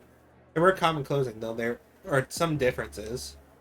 These may be uniforms, and it's interesting to see that each person's uniform is distinct in some way. The one I hear, that one is the only one with something around his neck. The girl with short hair with a green jacket raises her right hand. Next to her is a girl with black hair wearing a jacket. She smiles. What? Why are you getting... What? Why are you having dreams of the P4 cast? There's a well-built man with a young, strange, spiky hair. Unconsciously, I see a small, delicate, intellectual-looking young man. Class surrounded by them is a young man with a calm demeanor sitting at a desk in front of his. The front of his schoolyard is open, his white shirt is showing. They seem to be talking about something. I can't quite discern what it is. The scene proceeds to show various points in a normal school day. Actual activities, clubs, student council. Looks like so much fun that I get excited. And I remember, this is all just a dream. I'm only dreaming. No matter how much I want it, there will never be a day when I can attend school for myself. All the scenes that I saw centered around the young man and his friends, I will never join their circle. I cannot go to school. I am not even human. I enter the self-evident truth once again. Though I look human, I am a machine made by humans. It doesn't matter how close my heart is to that of a human or how my ego develops. I cannot become a real human. This mechanical body can never truly be human. Just as our mother could not overcome the obstacles of realness, no matter how much she wished for it, I cannot overcome the obstacle of being a machine. It is futile for someone who cannot become human to yearn for a normal lifestyle. There's a strange sensation somewhere in my chest that feels like pain. Oh, machine, that girl loved me. What if there are other people like her who can understand me? Would I then be able to find a place to belong amongst the humans? But You'll never find a place where you belong. Humans created you as a tool. Everyone, to a man, lives by averting their eyes from something. They all wish to live inside a never-ending dream. For who has the right to say they shouldn't? just a moment, I sense an incongruity in the kind voice. Strange pain within my body softens a little. There are even humans who do not understand others' feelings. Still others do understand, and trample upon them regardless. Compared to them, you are much more human. Remember the researches. They certainly did not understand me. 24, my sisters, we were treated only as objects, even after they tried to give us a heart. Why not then seek to be human? Me? The voice whines gently inside my mind. I feel my body is growing uneasily light, as if the world is spinning around me. People sort through their memories in dreams. Each night they let go of painful memories and continue their lives with the morning sun. That's all you need do. Forget anything contrary to your desires. If I forget... Do not fear the act of letting go. The ones you admire wished only for you to be happy. I see my seized upon something, that precious wish, desire given to me to meet our mother, until they tell her thank you. I must not forget that. But as long as that wish is precious to me, as long as I cannot erase it from my heart, the fact that I am not human will remain. And I too. All I wish. Happiness. I think back. I wish from the depths of my heart for you to be happy. I remember the girl who wished for her happiness. I want to grant that wish. I want to tell her thank you, but that will be difficult for me now. In which case, should I not at least use how to be happy here for her sake? Forget. That voice is a little sus. It's probably a shadow, to be honest. My vision goes dark. The sounds I hear fade away. I feel as if I'm falling. Everything is now. Oh, now we're just chilling. Now we get thrown into the TV and we get to meet the humans.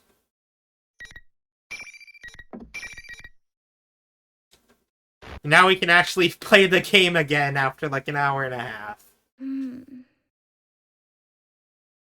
This is by far the longest, and I was kind of expecting that because it's the entire game. Well, the main plot of the entire game anyways, but you know, man, finally we're getting somewhere again. When I open my eyes, I'm staring at a gold grain board. It's the surface of a desk. I quickly raise my head. It feels like I'm asleep in class. My sleeve was pressed against my forehead while I was asleep, and a texture. Oh man, I hope no one sees this. I rub my forehead a little and look around the classroom. For the clock on the wall, it's 33 in the afternoon. The little thing right on the board is 5/11/2012, Tuesday. Everything else is erased. I stretch out my arms. I feel a little tired, but I gotta stay focused. After all, I just got elected student president in the election a couple days ago. I keep in touch with the people who voted for me wanting a leader. Things with the student council will get pretty hectic after school. I hurry to the student council room. I stand up and open the door in the back of the class. When I go to the hallway, there's no one around. I check inside the classroom as I go, but no, I still don't see anyone. Where the heck is everyone? It's weird, the whole school is usually rowdier than this after classes. I can hear people talking and laughing in the classrooms and the teachers yelling at them to quiet down. Where's all the bustle of the students and everyone getting ready for their after-school activities? There's no wonder that I turn around and look down the hallway. There they are. There's some students in the hallway. Some of them are chatting, and others are coming out of the classrooms. Either run past me carrying their bags. Yeah, this is more like it. This is how school's supposed to be. Hey, no running in the hallway. The students give an apologetic smile. He just waves to me as he zooms down the stairs. Jeez, you'll put your eye out if you don't look where you're going. Oh well, I just gotta clamp down on him more from now on. Yeah! I put my hands on my hips and sigh. Hey there, Miss President. Are you off to the student council room? You're always so excited about that. Bye, Miss President. See you next. They walk down the hall, talks to me. I wave back to them. I had always had a lot of friends and people who knew me, but never since I got elected student council president, all the students seem to know who I am. The job comes with a lot of pressure, but I know I'm up for it. I'm gonna be busier than ever around school now. I did have my doubts, but in the end, I'm glad I ran for student council president. Yes, I did the right thing. I did. I head to the student council room. Dang. Time flies as I go over my agenda. Before I know it, there's a red light pouring from the west window. It's already sundown. There's no one else in the student council room. I had the others go home before it got too late. When I said that if they pushed themselves too hard at the start, they'd burn out quick. They just laughed and said the same goes for you. Leave the student council and lock it up. I go down the hall to return the key. I see a strange woman at the far end. She's not wearing her school uniform. She's got an odd hat, some gloves, and a one-piece dress. They were all the same deep blue color. Underneath one arm is an old-looking book. I can see her face with her back towards me, but her short, straight hair draws my attention. Her hair is this radiant silver, like pearls. Who in the world? Maybe it's her clothes, which gives off this strange presence. I get a little uneasy looking at her. I'm not tiptoeing or anything, but she just doesn't turn around until I'm about 2 meters away. She finally does, like, gasp a little. Her features are so perfect, she looks sculptured. Hey, excuse me. It's Elizabeth! This is how things should be? Huh? I don't understand what she's getting at, but for some reason the question throws at me. I am a wanderer who only stopped here because I sensed great power gathering. I am in no position to give advice, but, this place will soon be caught in a bit of a fracas. If you continue to avert your eyes from everything, I think it will have an impact on your life in the near future. Hello, the random velvet room attendant. Are you here to fight us? But she just sounded pretty crazy. She may have some screws loose. So something is whispering to me deep in my heart. Asking me, doesn't she have a point? Aren't you looking away from something important? What you choose is up to you, but I believe there are factors preventing you from making the right choices at the moment. I couldn't bring myself to just stand by and watch as you lost your life before my eye. That is why I was waiting here to give you one last chance. Aww. The woman knows the thick book she's holding.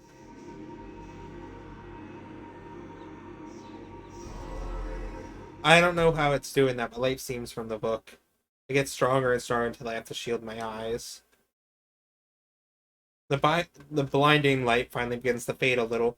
I slowly open my eyes. First thing I see is should have been my arm, but what I see instead is an arm made of metal. Huh? What is...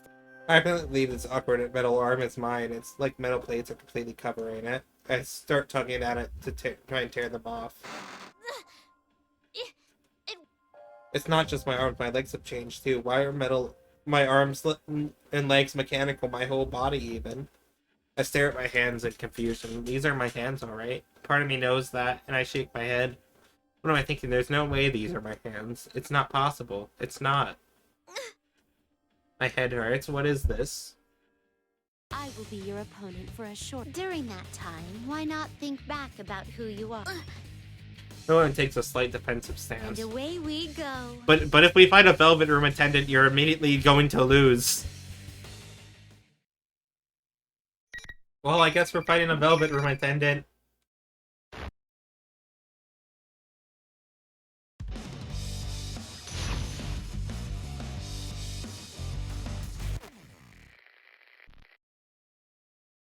Final.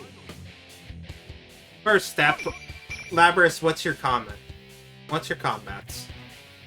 Chain Knuckle,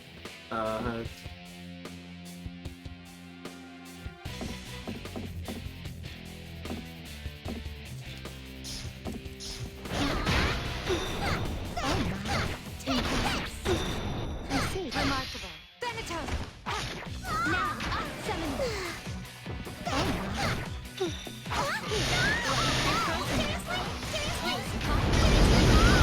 oh my god.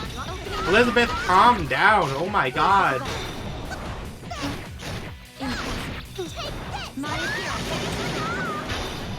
Elizabeth, please calm yourself.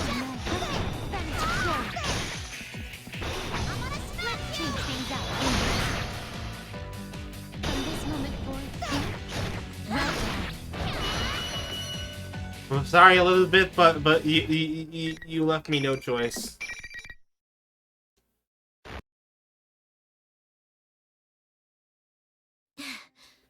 I somehow managed to beat the lady in blue who attacked me. How did I win? How did I use the comic legs like it was second nature? I don't understand. People who stand before me exactly like she was when I first saw her. She's not even breathing hard. Well done. But I'm sure you realize now. There must have been an important promise that could only be kept in that guise. That must have been your reason, whether it's worth losing that or not. I ask that you give it serious. An important promise. My reason for living? Yeah!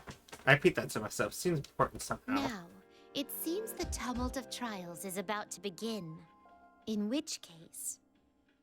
The thick book in her hand closed with a loud thud. Strangely, that ordinary sound lingers in my mind. When I come back to my senses, there's no one here anymore. I take a nervous look at my arms and legs. Nothing seems different about... There's no metal in my limbs now, just ordinary skin and bones. What the heck was that? But yeah, what was that? Would daydream be the word that for what just happened? I can't sort out my thoughts. I think I can't let it get to me. Just let it go. Some things I can't dismiss. This is that easy. You are not human. You have an important promise, which that must have been your reason for living. She said... I'm forgetting something? Yes, you are. 24. Head's hurt again. The pain brings back another memory. Just for a second, and I can't quite catch it, but I saw blue skies, the ocean, someone else was there. Maybe a white dog, too. I don't know. But there was a lot more to it, but the last words I heard says something. I mean, we're loved, after all. When I come to, my hands are balled in the fist. That's when I make it certain. I promise that reason for living, I have to hang on to it.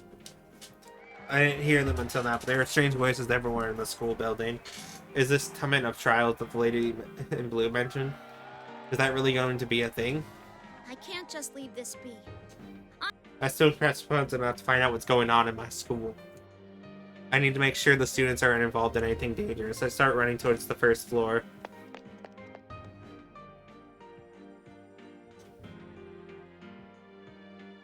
End? Really?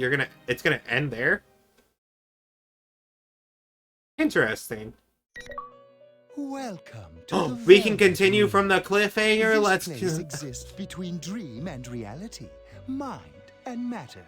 Now then, why don't you introduce yourself?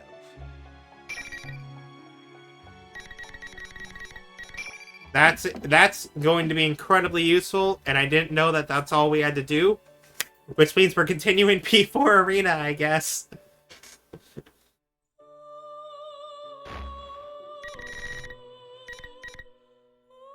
But yeah, I think that's a perfect stopping point for this stream.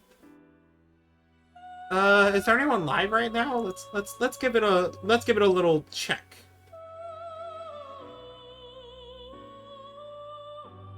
The persona you have acquired. Not really. It is a side of you that shows But yeah, itself thank you when all for face the world around yeah. you. Thank you all Perhaps for you a can think of it as wonderful night tonight. I hope you all have a wonderful rest of your evening, and I hope to see you all tomorrow when we stream some Persona 5 stuff. Persona 5 Strikers, yeah. Peace out, humans.